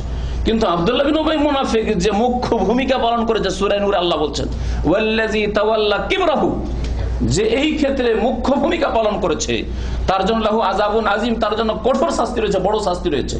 তারপরে 80টা কোড়াও মারেননি রাসূলুল্লাহ সাল্লাল্লাহু আলাইহি ওয়াসাল্লাম এই মুনাফিক। কেন? কারণ এতে ফিতনা ফাসাদ সৃষ্টি হবে। তাহলে বোঝা গেল যে ওই রকম শক্তিশালী, প্রভাবশালী যদি এরকম হয় যে তাকে যদি তার উপর যদি দণ্ডবিধান কায়েম করা যায়, তাহলে উঠে পড়ে তার অনুসারী লাখ লাখ লেগে যাবে, আর ইসলামের যেটুকু কাজ হচ্ছে সেটুকুই বাসা মেরে দেবে। তাহলে এই ক্ষেত্রে আপনাকে এই সিরাতুন নবীকে সামনে রাখতে হবে। এটা কি রাসূলুল্লাহ সাল্লাল্লাহু আলাইহি ওয়াসাল্লাম সিরাত নয়? আর সিরাতুন নবী কি আপনার আমল করার জন্য নয়, আর কারোর জন্য? যে রাসূলুল্লাহ সাল্লাল্লাহু আলাইহি ওয়াসাল্লাম ওই গুনাহগার সাহাবীরা যারা 5 ওয়াক্ত নামাজ পড়ে, অন্তরে আল্লাহ রাসূলের মহব্বত রয়েছে, তাওহীদ রয়েছে, সুন্নতের অনুসরণ রয়েছে, হাসান বিন সাবিতের মতো ইসলামের কবি, তারপরে মিস্তার মতো এইরকম নেক লোক যারা, একটা ভুল শুধু হয়েছে যে হ্যাঁ হইতে পারে আয়েশা দ্বারা এরকম ভুল হইতে পারে, এই চর্চা করার কারণে 80 কোড়া মারা হলো তাদেরকে, আর ওই কাফকার যেটা মুনাফিক তাকে ছেড়ে দেওয়া হলো কেন? আর আপনি ইসলামের নামে বাড়াবাড়ি করে এইরকম কাজ করবেন যেন এইরকমটা না হয়। তো বাড়াবাড়ি সম্পর্কে বলছিলাম, দ্বীন ইসলাম মধ্যম পন্থা, এই বিষয়ে অনেক কথাই রয়েছে। অনেক ক্ষেত্রে মধ্যম পন্থা প্রমাণ করা হয়েছে দ্বীন ইসলামের ক্ষেত্রে। দ্বীন ইসলাম মধ্যম পন্থা অন্যান্য দ্বীনের সামনে। এই একটি কথা বুঝেন, ইহুদি মতবাদ বা ইহুদি ইসম, আর এদিকে হচ্ছে খ্রিস্টানিজম। আর এগুলোকে মতবাদ যদি না বলেন, আসমানি ধর্মই বলেন, যে তাওরাত ইনজিল আল্লাহ পাক নাজিল করেছেন। যতদিন পর্যন্ত আসল রূপ ছিল সেটা তাওরাত ছিল, ইনজিল ছিল আল্লাহ পাকের কিতাব। কিন্তু এই কিতাবগুলিতে বিকৃতি ঘটিয়েছে এই কিতাবের অনুসারীরা, যার ফলে সেই দিনগুলি আসল অবস্থায় নেই, সেই দিনের কিতাবগুলি আসল অবস্থায় নেই, তাহরিফ হয়ে গেছে, রদবদল হয়ে গেছে। এই দিনগুলি যদি আসল অবস্থাতেও ধরা হয়, তো এই দুটো দিনে মুসা আলাইহিস সালামের নিয়ে আসা দিন তাওরাত, এতে ছিল কঠোরতা, বেশ কিছু বিধিবিধানের ক্ষেত্রে কঠোরতা ছিল। যেমন কোনো মানুষকে যদি হত্যা করে দেয়, তো তাতে ছিল যে না, ওকে খুন করা ছাড়া কোনো রাস্তা নেই, হত্যা করতে হবে, হত্যার বিনিময়ে হত্যা, কিসাস। আর খ্রিস্টান ধর্মে অনেক ছাড় ছিল অনেক ক্ষেত্রে, যেমন খ্রিস্টানরা যথেষ্ট মদ খায়, সবচেয়ে নোংরা পশু শুকুর সবচেয়ে বেশি তারা খায়। কত ছাড়, তাহলে ডিসকাউন্ট, ধর্মের নামে কত ডিসকাউন্ট। মদ খেলো খ্রিস্টান থাকে, আর শুকুরের মতো নোংরা জিনিস যেটা পশু সেটা খেলো খ্রিস্টান থাকে। দেখেন না, যদি তাদের আসল ধর্মে নাও থাকে তো এগুলি তাদের মন গড়াই। তো এইদিকে তো একবারে ছাড় ধর্মের নামে, আর এই দিকে খুব কঠোরতা। এই ছিল এই দুটো দিনের অবস্থা। ধর্মকে বিকৃত করার পরেও এই অবস্থায় ছিল ইহুদি ধর্মের আর খ্রিস্টান ধর্মের। পক্ষান্তরে দ্বীন ইসলাম মধ্যম পন্থা অবলম্বন করা হয়েছে। যেমন খুনের ক্ষেত্রে কেউ যদি খুন করে তো আল্লাহ পাক কিসাসের বদল কিসাস ফরজ করেছেন, কিন্তু কিসাস মাফ হইতে পারে যদি অভিভাবক, যাকে হত্যা করা হয়েছে তার অভিভাবক যদি বলে যে না আমি মাফ করে দিলাম, আমি রক্তপণ নিয়ে দিয়ত নিয়ে মাফ করে দেব, তাহলে আল্লাহ এই রাস্তা রেখেছেন যে এই লোকটার বাঁচার অধিকার তাহলে আছে। অথবা যদি মনে করেন আমি পুরোটাই মাফ করলাম, 1 পয়সাও নেব না, মাফ করে দিলাম, তাহলে এই মাফ করার অধিকার আছে। তাহলে দ্বীন ইসলাম মধ্যম পন্থা, বিভিন্ন ক্ষেত্রে দ্বীন ইসলাম মধ্যম পন্থা। ঈসা আলাইহিস সালাম সম্পর্কে বুঝেন যে দ্বীন ইসলাম কেমন করে মধ্যম পন্থা। ঈসা আলাইহিস সালাম সম্পর্কে ইহুদিদের ভ্রান্ত ধারণা যে ঈসা জন্মিল কি যে এই বিনা বাপে যখন জন্মেছে তার মানে সে জারজ সন্তান, নাউজুবিল্লাহ, ইহুদিরা বলে থাকে। আর যখন মারিয়াম এইভাবে তার ছেলেকে ভূমিষ্ঠ করেছে, স্বামী নেই, স্বামী ছাড়া, তাহলে সে হচ্ছে চরিত্রহীন, অসতী। এদিকে অসতী বলল, আর এদিকে জারজ সন্তান বলল তারা ইহুদিরা। খ্রিস্টানরা বলছে এই তো সান অফ গড, আল্লাহর পুত্র ইবনুল্লাহ, আর মারিয়াম আল্লাহর বিবি। যদি ঈসা আলাইহিস সালাম আল্লাহর পুত্র হয় তাহলে মারিয়ামকে আল্লাহর স্ত্রী, তাহলে নাউজুবিল্লাহ। আল্লাহ বলছেন আল্লাহর না সাহেবা স্ত্রী আছে, জীবন সঙ্গিনী আছে, আর না ওয়ালা ওয়ালাদা না সন্তান সন্ততি আছে, কিছুই নেই। দ্বীন ইসলাম মধ্যম পন্থা। তাহলে ঈসা আলাইহিস সালাম সম্পর্কে দ্বীন ইসলামের মধ্যম পন্থা দেখেন। ঈসা আলাইহিস সালাম এবং মারিয়াম আলাইহিস সালাম সম্পর্কে সূরা মারিয়াম পড়ে দেখেন, আর অন্যান্য আয়াত। আল্লাহ পাক তার সম্পর্কে কি বলেছেন যে ইন্নী আব্দুল্লাহ, আল্লাহ বলতে বলছেন, মুখ খুলে গেল শিশু, আমি আল্লাহর বান্দা। তাহলে আল্লাহর সন্তান নয়, আল্লাহর বান্দা, আল্লাহর গোলাম। আর কি আতানিয়াল কিতাব, আল্লাহ আমাকে কিতাব দিয়েছেন, মানে আমি রসুল, আল্লাহ পাকের বান্দা। আর তারপর আল্লাহ পাকের রসুল, আল্লাহ পাকের রসুল আবার জারজ সন্তান হইতে পারেন নাকি? না। তাহলে যখন জারজ সন্তান নাই তো তার মা কি অসতী নাকি? তাহলে আল্লাহ পাক কিভাবে ছেড়ে দিলেন? বলছে আদম আলাইহিস সালামকে আল্লাহ যেন বিনা বাপ মায় সৃষ্টি করেছেন, তেমনি আল্লাহ পাক ঈসা আলাইহিস সালামকে বিনা বাপে সৃষ্টি করেছেন। আল্লাহ পাক তার কুদরতের বহি প্রকাশ করেছেন, দেখিয়েছেন যে আমি করতে পারি।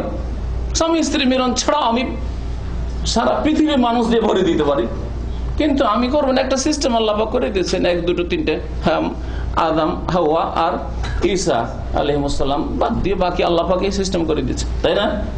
তো এইভাবে দ্বীন ইসলামে মধ্যম পন্থা রয়েছে, অন্যান্য সমস্ত ধর্মকে সামনে রাখে।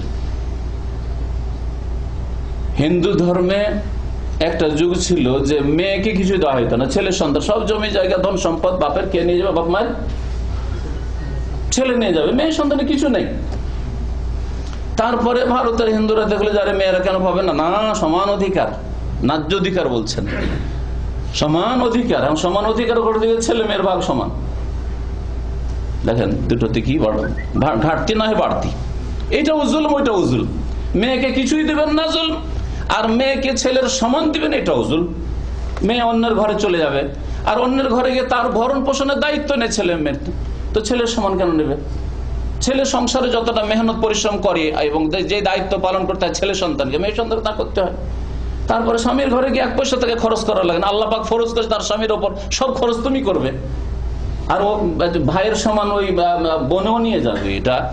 এটাও সুবিচার নয়। সুতরাং আল্লাহ পাক সুবিচার করেছেন, ইউসিকুমুল্লাহু ফি আওলাদিকুম লিযাকারি মিসলু হাযিল উনসায়াইন।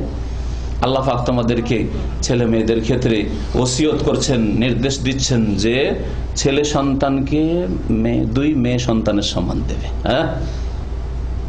আল্লাহ পাক, এটা হচ্ছে মধ্যম পন্থা। তাহলে দ্বীন ইসলাম হচ্ছে মধ্যম পন্থা প্রত্যেকটি ক্ষেত্রে। আকীদার ক্ষেত্রে, ইবাদতের ক্ষেত্রে আহলে সুন্নাত ওয়াল জামাত, সহিহ আকীদার অনুসারীরা, ইসলামের মধ্যে যতগুলি দল উপদল ফিরকা তৈরি হয়েছে সমস্ত ফিরকার মধ্যে মধ্যমপন্থী দল।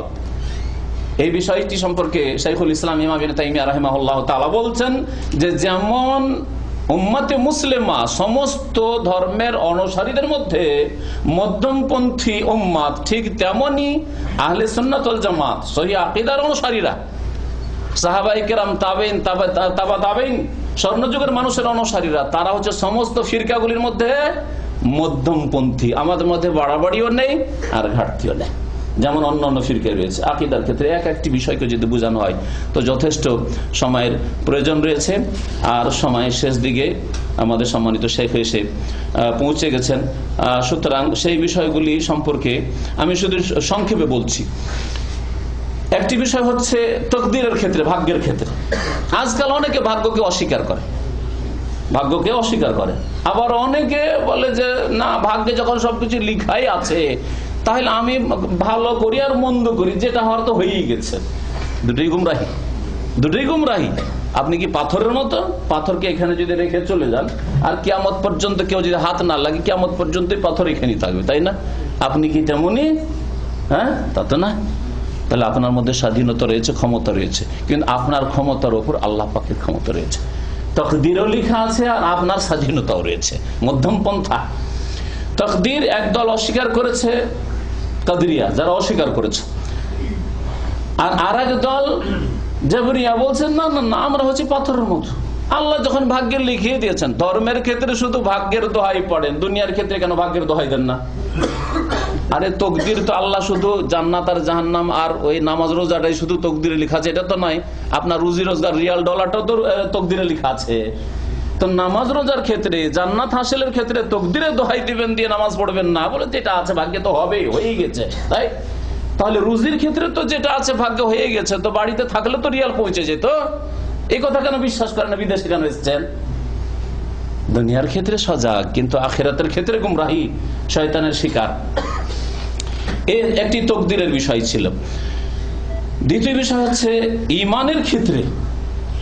ইমানের ক্ষেত্রে কার ইমান থাকবে, কার ইমান দুর্বল ইমান, কার ইমান থাকবে না, ইমান থেকে বেরিয়ে যাবে, এই বিষয়ে একদিকে খারেজিরা গুমরা হয়েছে। খারেজিদের আকীদা হচ্ছে যে যদি কেউ একটা কাবিরা গুনাহ করে তো ইসলাম থেকে শেষ গেল। তাহলে কেউ যদি একটা চুরি করে, মিথ্যা কথা বলে, আর মুসলিমই থাকলো না, কাফের হয়ে গেল। ওই রকমই আজকাল খারেজি নামটা যদি আমাদের দেশে নেই, কিন্তু খারেজিদের প্রজন্ম আছে, খারেজিদের প্রজন্ম আছে। যদি মানব রচিত একটা বিধান থেকে ফয়সালা করেই দেয়, একজন জজ যদি করেই চাকরি, ধরেন মানব রচিত বিধান দিয়ে যেখানে ফয়সালা হচ্ছে, ডালা হারে এসব কাফের দল, এটা খারেজিদের লক্ষণ, বাড়াবাড়ি এটা। তো এইরকম খারেজিরা কি বলতো, কেন কাফের বললেন আপনি? কারণ মানবরচিত বিধান দিয়ে ফয়সালা করে, মানবরচিত বিধান দিয়ে ফয়সালা করছে, গুনার কাজ করলো। এখন ওতে কি ওর বিশ্বাস আছে?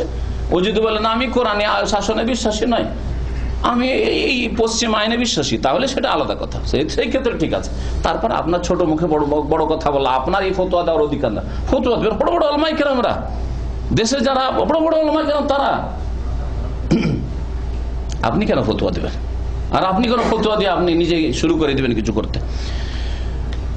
আর আসল হচ্ছে যে মুসলিম মানে মুসলিম, সে হয়তো পেটের গরজে পড়াশোনা করেছি, চাকরি যদি না করব তো কি করে খাবো, সেজন্য পেটের গরজে করেছে, তো পেটের গরজে করে। আর কোরআনে যদি বিশ্বাস থাকে, আল্লাহ পাকের দিনে বিশ্বাস থাকে, রাসূলের আদর্শে বিশ্বাস থাকে, তো তাকে গুনাহগার বলতে পারেন, ফাসিক বলতে পারেন, কিন্তু ঢালাহারি কি করে বলবেন? এই খারেজিরা, হ্যাঁ, একটা মিথ্যা কথা বললে গেল, একটা মিথ্যা কথা বলা আর একটা মূর্তি পূজা করা তাদের কাছে সমান, গেল ইসলাম থেকে। এটা হচ্ছে খারেজিদের আকীদা ঈমান ইসলামের ক্ষেত্রে। আর একটা দল ছিল মুরজিয়া, ওরা বলছে না, মুসলিম যখন সাতখুরমা, মুসলিম যদি চুরি করে, ডাকাতি করে, খুন করে, ব্যভিচার করে, এইরকম মুসলিম আর আবু বকর ওমর সমান সব। নাউযুবিল্লাহ। এই দুই দিকে গুমরাহি, ঘাটতি আর বাড়তির গুমরাহি। এই দুই গুমরাহির মাঝখানে রয়েছে কি? ইসলাম, আহলে সুন্নাত ওয়াল জামাত। আহলে সুন্নাত ওয়াল জামাত সাহাবায়ে কেরামদের সম্পর্কে আহলে সুন্নাত ওয়াল জামাত মধ্যম পন্থা অবলম্বন করেছে। সাহাবায়ে কেরামদের প্রত্যেককে তো মাসুম বলেন, আম্বিয়া রাসূলগণ মাসুম, যে কোন সাহাবীর ভুল হবে না এটা কথা নয়, কিন্তু সাহাবায়ে কেরামদের দল যেহেতু সেই যুগের উম্মত, আর উম্মতে মুসলিমা কখনো পুরোটাই পথভ্রষ্ট হতে পারে না। চারটা পাঁচটা বাদ দিয়ে সবগুলোকে একেবারে ইসলাম থেকে বের করে দেবে, এটা গুমরাহদের কথা। আর সাহাবায়ে কেরামদেরকে গালমন্দ করা, এটাও গুমরাহদের চরিত্র। সাহাবায়ে কেরামদেরকে আল্লাহ পাক সার্টিফিকেট দিয়েছেন, আল্লাহ পাক প্রশংসা করেছেন, রাসূলুল্লাহ প্রশংসা করেছেন, তো আমরাও প্রশংসা করব।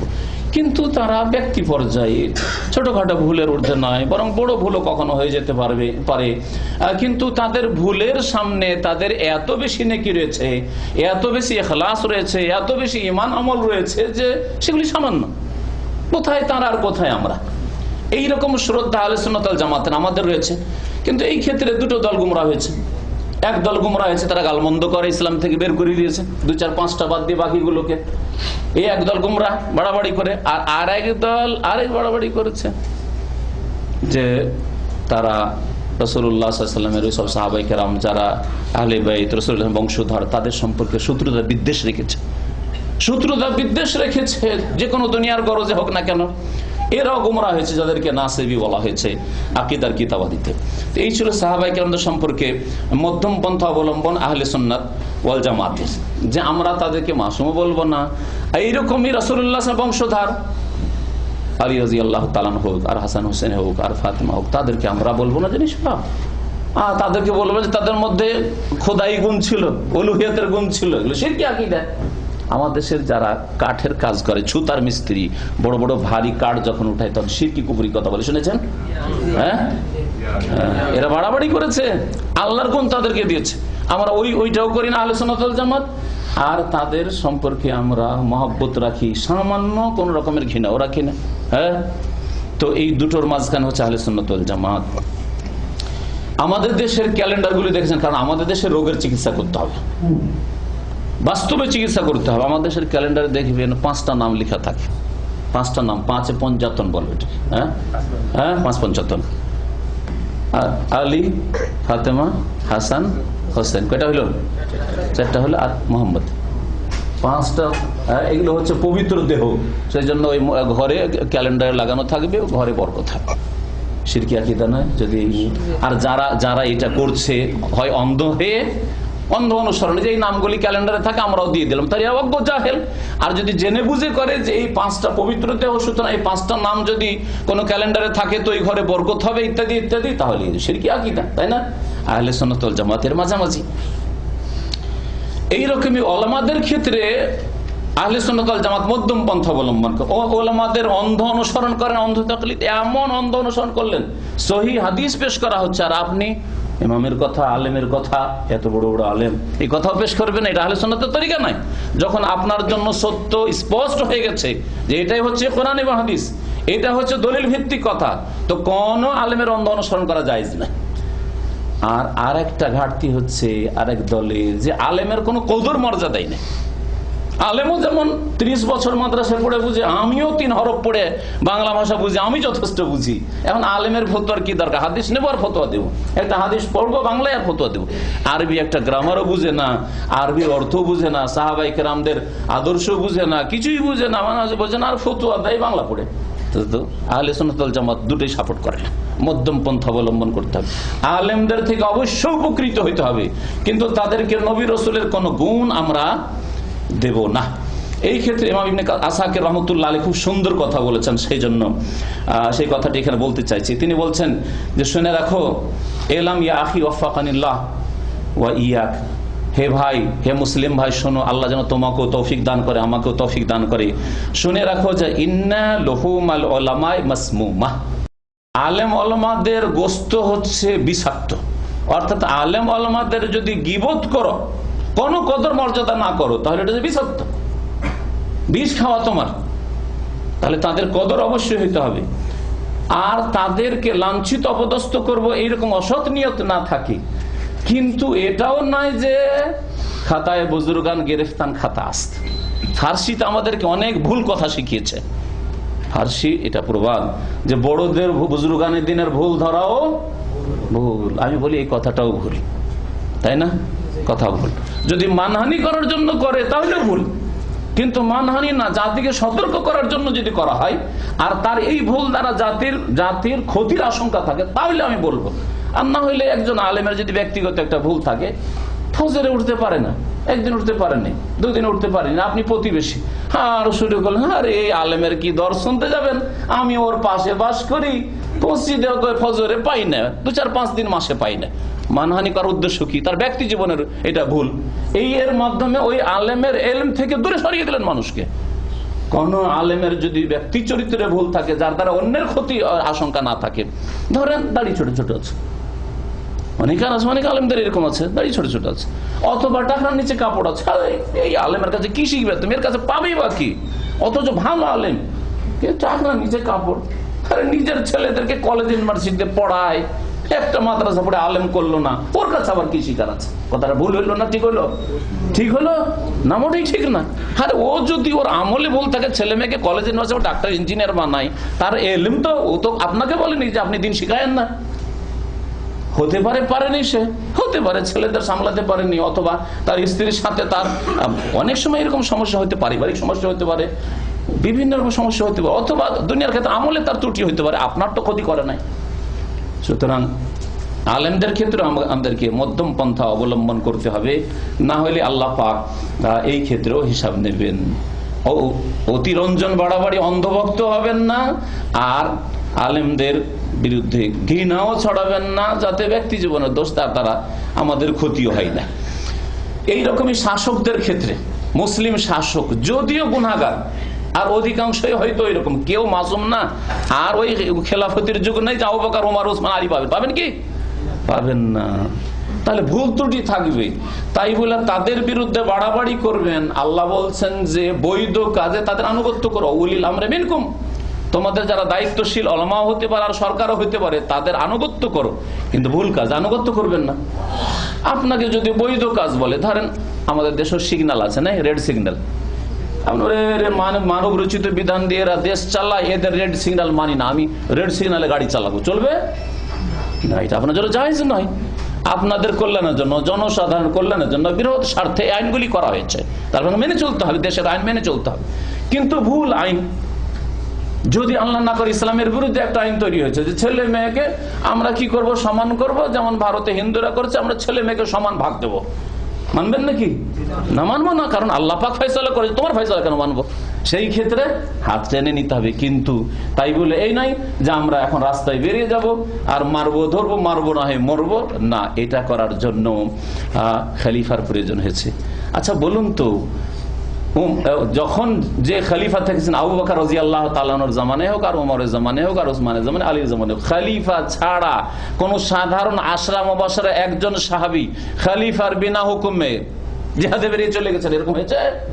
অস্ত্র ধরে বেরিয়ে চলে গেছেন, এরকম হয়েছে? না খলিফার হুকুম হয়েছে? খলিফা বলছেন তুমি ফিরে আসো, ফিরে আসছেন, আসেননি। ইতিহাস বলছি মুহাম্মদ ইবনে কাসিম রাহমাতুল্লাহি আলাইহি, প্রখ্যাত তাবেঈ, যখন ভারতের প্রথম ব্যক্তি যিনি প্রধান সেনাপতি হয়ে ভারত সিন্ধু বিজয় করলেন, তখন সেখান থেকে সরকার ডাকলো খলিফা উমাইয়া যুগের যে ফিরে আসো, তুমি ফিরে চলে আসলেন। অথচ তাতে যে ক্ষতি হয়েছে ইসলামের, যদি আর 2-4-10টা বছর থেকে যেতে পারতেন তিনি, তাহলে সে তখনই ইসলাম ভারত পার করেছে, চাইনা পৌঁছে যেত। কিন্তু সেখানে থেমে গেল, ওই সিন্ধু প্রদেশেই ইসলাম প্রচার থেমে গেল। ফিরিয়ে নিয়ে এসে তাকে মেরে দেওয়া হলো যে কোনো কারণে। এইরকমই খালিদ বিন ওয়ালিদ চলছে, আল্লাহ রাসূল জিহাদ, বলা হলো যে না, তোমার জায়গায় অন্য কাউকে পাঠাচ্ছি, তুমি ফিরে আসো, চলে আসলেন ফিরে। উলিল আমরে মিনকুম, তাহলে সরকারের যদি বৈধ কোনো নির্দেশ হয়, না আমি ছিলাম দায়িত্ব, কেন আমাকে হটানো হবে? আর ওর পিছনে বেশ কিছু ভক্ত অনুসারী তৈরি হয়ে গেল, কেন অমুককে হটানো হবে? রাস্তায় আমরা বেরিয়ে পড়বো না। যদি হটিয়ে দিয়েছে, সরিয়ে দিয়েছে, হতে পারে অন্যের দ্বারা, আল্লাহ পাক যেন খেদমত না। এইভাবে আমাদেরকে মধ্যম পন্থা বলে। মধ্যম পন্থা কোন দিক থেকে? আমরা পাপের কাজে তাদের আনুগত্য করবো না। আমাদের যদি বলে যে মদের লাইসেন্স দিচ্ছে, তাহলে মদের দোকান খুলে দেবো, পতিতালয় লাইসেন্স দিচ্ছে সেজন্য পতিতালয়ে যাবো না? কখনো যাবেন না, কেউ যাবেন না। যখন কাস্টমার পাবেন এমনিতে বন্ধ হয়ে যাবে। এইরকম লোক তৈরি করেন, এবং সমাজ তৈরি করেন, পরিবার তৈরি করেন। এইভাবে মধ্যম পন্থা অবলম্বন করতে হবে এইসব বিষয়গুলি ক্ষেত্রে। ইমাম বারবাহারি বলছেন যে দেখো, বদদুয়া না করে জালেম শাসক বা গুনাহগার যারা শাসক, তাদের বিরুদ্ধে বদদুয়া না করে যদি হেদায়েতের দোয়া করা যায়, তাদের বেশি ফায়দা রয়েছে। বদদুয়া করে শুধু ওকে ধ্বংস করলেন বা ওর উপর বালা মুসিবত আসলে, এতটুকু না হইলো, কিন্তু আরেক জালেম তৈরি হয়ে যাবে। এক জালেম এক্ষুনি যাবে, আর এক্ষুনি তৈরি হবে, হবে না? কিন্তু যদি দোয়া করেন আল্লাহ আমাদেরকে নেক শাসক দান করো, পরেজগার আল্লাহ ভীরু শাসক দান করো, ভালো শাসক দান করো, হইতে পারে ওই লোক হেদায়েত হবে, নয় আল্লাহ কোনো ভালো লোকের ব্যবস্থা করে দেবে। তাহলে এই একজন শাসকের বা এইরকম কিছু যারা শাসন ব্যবস্থায় রয়েছে, তাদের নেক হওয়ার কারণে দেশের অবস্থা কি, কত উন্নতি হবে চিন্তা করুন তো দেখি। কারণ তাদের কাছে ক্ষমতা রয়েছে, সুতরাং তারা যে কোনো কাজের যদি ইচ্ছা করে তার বাস্তবায়ন করতে পারবে, তাদের কাছে ওই রকমের ক্ষমতা রয়েছে। সুতরাং এই ক্ষেত্রে বলছেন ফুযাইল ইবনে ইয়াজ বড়ই নেক লোক ছিলেন, তার নাম শুনেছেন। তিনি বলছেন, তার কথা নকল করেছেন এই বারবাহারি, বলছেন রাহিমাতুল্লাহ আলাইহিম আজমাইন, লাউ আন্নালি দাওয়াতান মুস্তাজাবা মা জাআলতুহা ইল্লা ফিস সুলতান, যদি আমার দোয়া কবুল হওয়ার সম্ভাবনা থাকতো, নিশ্চিত হইতাম যে আমার দোয়া কবুল হবেই হবে, তাহলে আমি শাসকের জন্য, রাজার জন্য, প্রধানমন্ত্রীর জন্য, রাষ্ট্রপতির জন্য, এমপির জন্য, মিনিস্টারের জন্য দোয়া করতাম, সুলতানের জন্য দোয়া করতাম। তখন তাকে জিজ্ঞাসা করো, ইয়া আবা আলী ফাস্তাল্লাহ নাহাজ, এটা কেমন কথা যে আমার দোয়া যদি কবুল হইতো জানতাম তাহলে আমি শাসকের জন্য নেক দোয়া করতাম। বলছেন কালা ইদা জাল তো হাফি নাফসিল্লাম তাদুনি, যদি আমি নিজের জন্য দোয়া করি, শুধু আমার জন্য, আমার পরিবারের জন্য, তো ফায়দাটা কার হইল? আমি একজন সাধারণ মানুষ, আমার ফায়দা হইল, আর আমার ছেলে মেয়ে পরিবারের হইল, আর দেশবাসীর হইল, আমার দ্বারা দেশবাসীর কতটা ফায়দা হবে আমার নাই, যদি হয় হতো। ওয়াইন জাল তো হাফিজ সুলতান, আর যদি শাসকের জন্য দোয়া করি, সালোহা, আর সেই শাসক যদি নেক পরেজগার, বলুন তো যে কোনো মুসলিম দেশের শাসক যদি নামাজি, সহি আকীদার অনুসারী, শিরকে বুঝে নিল, তাওহীদ বুঝে নিল, সুন্নাত বুঝে নিল, বিদআতকে চিনে নিল, তাহলে তার দ্বারা শিরক বিদআত উৎখাত সহজ, ঠিক না? কিন্তু আমার দ্বারা মুখে বলা ছাড়া বল প্রয়োগ করার কোনো ক্ষমতা নেই। একটা মাজার আমি বন্ধ করতে পারবো, কিন্তু সরকার ইচ্ছা করলে একটা দিনের মধ্যে বন্ধ করতে পারে। তাহলে তারা যদি নেক হয়ে যায়, তারা যদি তাওহীদে বিশ্বাসী হয়ে যায়, সুন্নতের অনুসারী হয়ে যায়, তাহলে কি হবে? ফাসালুহা, নিজেও নেক হয়ে যাবে, ফাসালুহা বিসালাহি আল ইবাদ ওয়াল বিলাদ, আল্লাহর বান্দারা, দেশবাসীরাও সুন্দর হয়ে যাবে, আর দেশও সুন্দর হয়ে যাবে। সুবহানাল্লাহ, কত সুন্দর কথা। আরো বলছেন যে এজার আয়তার রাজুল্লাহ, কোন মানুষকে যদি দেখো ইয়াদু আলা সুলতান, শাসকের ধ্বংসের দোয়া করছে, আল্লাহকে ধ্বংস করো, প্রথম থেকে। আরে কিছুদিন তো হেদায়েতের দোয়া করেন। নূহ আলাইহিস সালাম যদি 950 বছর হেদায়েতের জন্য দোয়া করতে পারেন, চেষ্টা করতে পারেন, তা আপনি 9.5 বছর পারবেন না? 9.5 বছর, 10 বছর তো করেন। যদি কাউকে দেখো যে শুধু শাসকের জন্য, নেতাদের জন্য ধ্বংসের দোয়া করছে, ফালাম আন্নাহু সাহিবু হাওয়া, সে হচ্ছে কুপ্রবৃত্তির অনুসারী, দুনিয়ার গরজ আছে।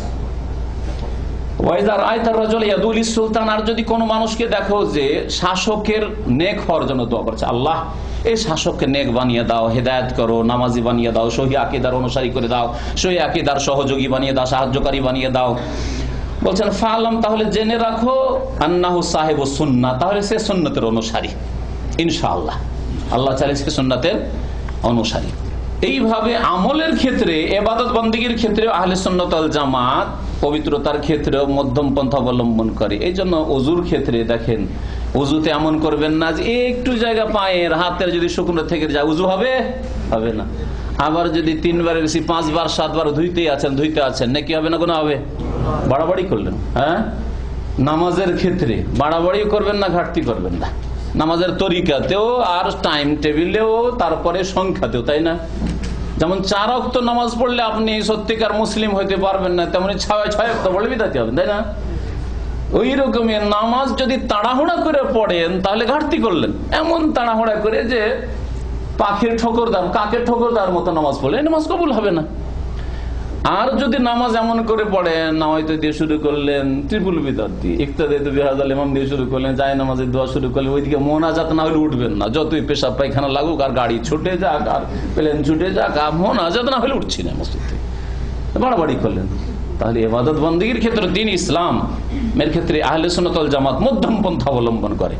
ফরজ নামাজ পড়া হয়ে গেছে, সুন্নত পড়ার সময় নেই, সুন্নত পড়ার সময় নেই, এমার্জেন্সি আছে, ডিউটি আছে, আপনাকে প্লেন ধরতে হবে, আপনাকে বাস ধরতে হবে, আপনাকে গাড়ি পার্কিং আপনি ঠিকভাবে রেখে আসেননি, অন্য লোকের ফাঁসিয়ে এসছেন, অপেক্ষা করবে, তাড়াতাড়ি বেরিয়ে যান, মসজিদের সন্ন্যত শুরু করেছেন, আর মসজিদে বেরিয়ে গাল খাচ্ছেন, তাই না? হবে না, হবে না? লোকেরা গাল দেবে যে তুমি কি করেছো, আমাদের কয়েকটা গাড়িকে তুমি ফাঁসিয়ে রেখে এইভাবে চলে গেছো। এইভাবে জীবনের প্রত্যেকটি ক্ষেত্রে মধ্যম পন্থা অবলম্বন করতে। একটি কথা বলছি, কারণ এই রোগ আমাদের দেশে রয়েছে। ইস্তেঞ্জার ক্ষেত্রে, ঢিলা কুলুকের ক্ষেত্রে, পেশাব পায়খানা পরিষ্কার করার ক্ষেত্রে আহলে সুন্নাত ওয়াল জামাত মধ্যমপন্থী। একদল ঘাটতি করে, আরেকদল বাড়তি করে। একদল ঘাটতি কি করে, যে ওদের কাপড় কখনো ঠিক থাকে না, কাপড় সবসময় নাপাক থাকে। বেনামাজিরা কি বাহানা করে, বেনামাজি যদি আত্মীয় আপনার বাড়ি আসে আর যদি চলে নামাজ পড়তে যায়, কি বলে, কাপড় ঠিক নেই। ওদের সারা জীবন গোটা মাস ধরে কাপড় খারাপ থাকে। আরে মহিলার কাপড় খারাপ হইলো মাসে 6 দিন 7 দিন খারাপ হয়, কিন্তু বেনামাজির কাপড় সারা মাসটাই খারাপ থাকে, ঠিক না? ঘাটতি করলো দিনের ক্ষেত্রে, কাপড় না পাকের বাহানা, কারণ কাপড় তো ইস্তেঞ্জা করে না, যার ফলে ও প্যান্ট খারাপ করে রেখেছে, আন্ডার প্যান্ট খারাপ করে রেখেছে, জাঙ্গিয়া খারাপ করে রেখেছে। আর এক দল আছে না, নাপাকি থেকে বাঁচতে হবে, সুতরাং পানি দিয়ে শুধু হবে না, ঢেলা কুলুক নিতে হবে, ঢিলা কুলুক না থাকলে টিস্যু নিতে হবে, আর ঢিলা কুলুক নিয়ে আবার 40 কদম হাঁটতে হবে, তারপরে চাপ দিতে হবে, তারপরে কাচতে হবে। কথা বুঝতে পারছেন? বাড়াবাড়ি। আহলে সুন্নাত ওয়াল জামাত এইসব কাজ করে না। একদিকে বিদআতীরা ইস্তেঞ্জা করতে গিয়ে বাড়াবাড়ি করেছে, ওদের পানিতে নাকি পাকি হয় না, অথচ সবচেয়ে উত্তম পবিত্রতা পানির দ্বারা।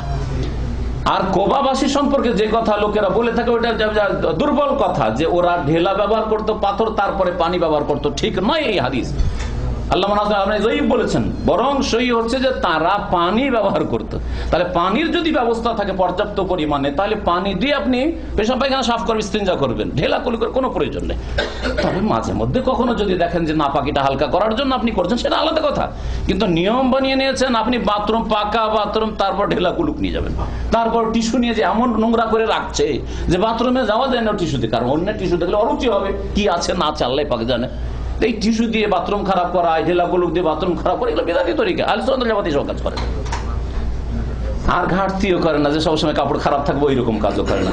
তো আল্লাহ পাক রব্বুল আলামিন যেন বুঝার আমাদের তৌফিক দান করেন। আল্লাহ পাক রব্বুল আলামিন যেন আমাদের সকলকে হিদায়াত দান করেন, মধ্যম পন্থা অবলম্বন করার তৌফিক দান করেন, আহলে সুন্নাত ওয়াল জামাতের অনুসারী হওয়ার তৌফিক দান করেন, সাহাবায়ে কেরাম, তাবেঈন, তাবা তাবেঈন, আইম্মায়ে কেরাম সকলের আল্লাহ পাক অনুসারী হওয়ার যেন তৌফিক দান করেন, নেক লোকদের অনুসারী হওয়ার তৌফিক দান করেন, অসৎ লোকদের রাস্তা থেকে, গুনাহগারদের রাস্তা থেকে আল্লাহ পাক আমাদেরকে যেন বাঁচিয়ে রাখেন, আল্লাহ পাক সিরাতে মুস্তাকিমে কায়েম রাখেন। আল্লাহ পাক রব্বুল আলামিন আমাদের সকলকে জান্নাতুল ফিরদৌস যেন দান করেন। আল্লাহ পাক যেইভাবে এখানে মোবারক মজলিসে ইসলামিক সেন্টার আজিজিয়াতে আমাদেরকে বসার আল্লাহ সুযোগ করে দিয়েছেন, আল্লাহ পাক এইভাবে আমাদের জান্নাতুল ফিরদৌসে যেন বসার সুযোগ দান করেন, নবী সাল্লাল্লাহু আলাইহি ওয়াসাল্লামের শাফাআত দান করেন, হাউজে কাউসার দান করেন। আল্লাহ পাক রব্বুল আলামিন যেন ঈমানের ভিত্তিতে আমাদের মহব্বত বাড়িয়ে দেন এবং আল্লাহ পাক আমাদের দ্বীনের কাজে পরস্পরের সাহায্য সহযোগিতা করার জন্য তৌফিক দান করেন।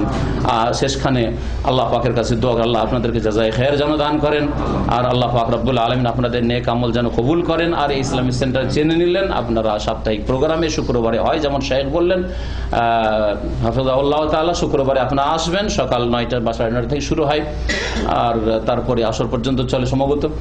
আর তারপরে অন্য দিনও ইনশাআল্লাহ আপনাদের আগ্রহের উপর নির্ভরশীল হচ্ছে, যেখানে আমাদের যে সব শাইখ ভাইরা রয়েছেন, এখানে জেদ্দায় যেমন শেখ ওলিউল বাসিত হাফিজাহুল্লাহ আমার পাশে রয়েছেন, ওনারা আসবেন ইনশাআল্লাহ তাআলা। তাদের কাছে ভালো ইলম আছে ইনশাআল্লাহ তাআলা, আপনারা দিন শিখবেন। আল্লাহ পাক দিন শিখার, দিনের প্রতি আমল করার, দিনের অনুযায়ী চলার যেন তৌফিক দান করেন এবং দিনের দাওয়াত দেওয়ার তৌফিক দান করেন। ওয়া সাল্লাল্লাহু আলা নবিয়িনা মুহাম্মদ ওয়া আলা আলিহি ওয়া সাহবিহি আজমাইন। এক ভাই জিজ্ঞেস করেছেন যে বাংলাদেশে যারা দেওবন্দি বেরলভী আকীদা পোষণ করে, ইমামতি করে, তাদের পিছনে নামাজ পড়া জায়েজ কিনা? যতদূর বেরলভী আকীদা যদি হয়, আর যদি স্পষ্ট জানেন যে বেরলভী আকীদার দাওয়াত দিচ্ছে বা প্রকাশ হচ্ছে স্পষ্ট যে তারা কবর মাজারের দিকে, বেরলভী আকীদা মানে কবর মাজারের দিকে দাওয়াত দেয়, তাহলে এরকম যদি বড় শিরক থাকে, তাহলে বড় শিরক যারা করে তাদের পিছনে নামাজ পড়া জায়েজ নাই।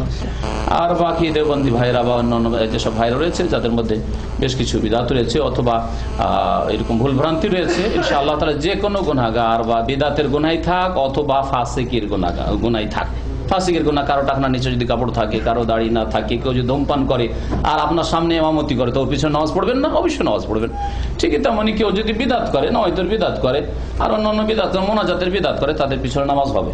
আমাকে হত্যা করতে আসলে কি করবো? আপনাকে হত্যা করতে আসলে আপনি প্রতিরোধ করবেন, আর প্রতিরোধ করতে গিয়ে যদি আপনি সেই ক্ষেত্রে মারা যান, তাহলে ইনশাআল্লাহ তাআলা শহীদ হবেন। যেমন নবী সাল্লাল্লাহু আলাইহি ওয়াসাল্লাম বলেছেন, মান কুতিলা দুনা আহলিহি ফাহুয়া শাহীদুন ওয়া মান কুতিলা দুনা মালিহি ফাহুয়া শাহীদুন ইলা আখিরিল হাদিস। তো যদি কেউ নিজেকে রক্ষা করার জন্য, নিজের ধন মালের হেফাজতের জন্য, নিজের পরিবারের হেফাজতের জন্য মারা যায়, তাহলে সে শহীদ হবে। বাকি আপনি আগে থেকেই, আমাদের এক ভাই এরকম জিজ্ঞেস করেছিল, হয়তো এই ভাইয়ের উদ্দেশ্য ওই রকমই যে আমাকে ও মারবে বলেছে, সুতরাং আমি আগে মেরে দেবো না, এটা জায়েজ নয়। মারবে বললেই যে মেরে দিতে পারবে জানি না, অনেকে মারতে চায়, অনেক লোককে, কিন্তু মারতে পারে? অত সহজ নয়। সেজন্য আগে থেকে আপনি কোনো একটা কিছু করে ফেলবেন।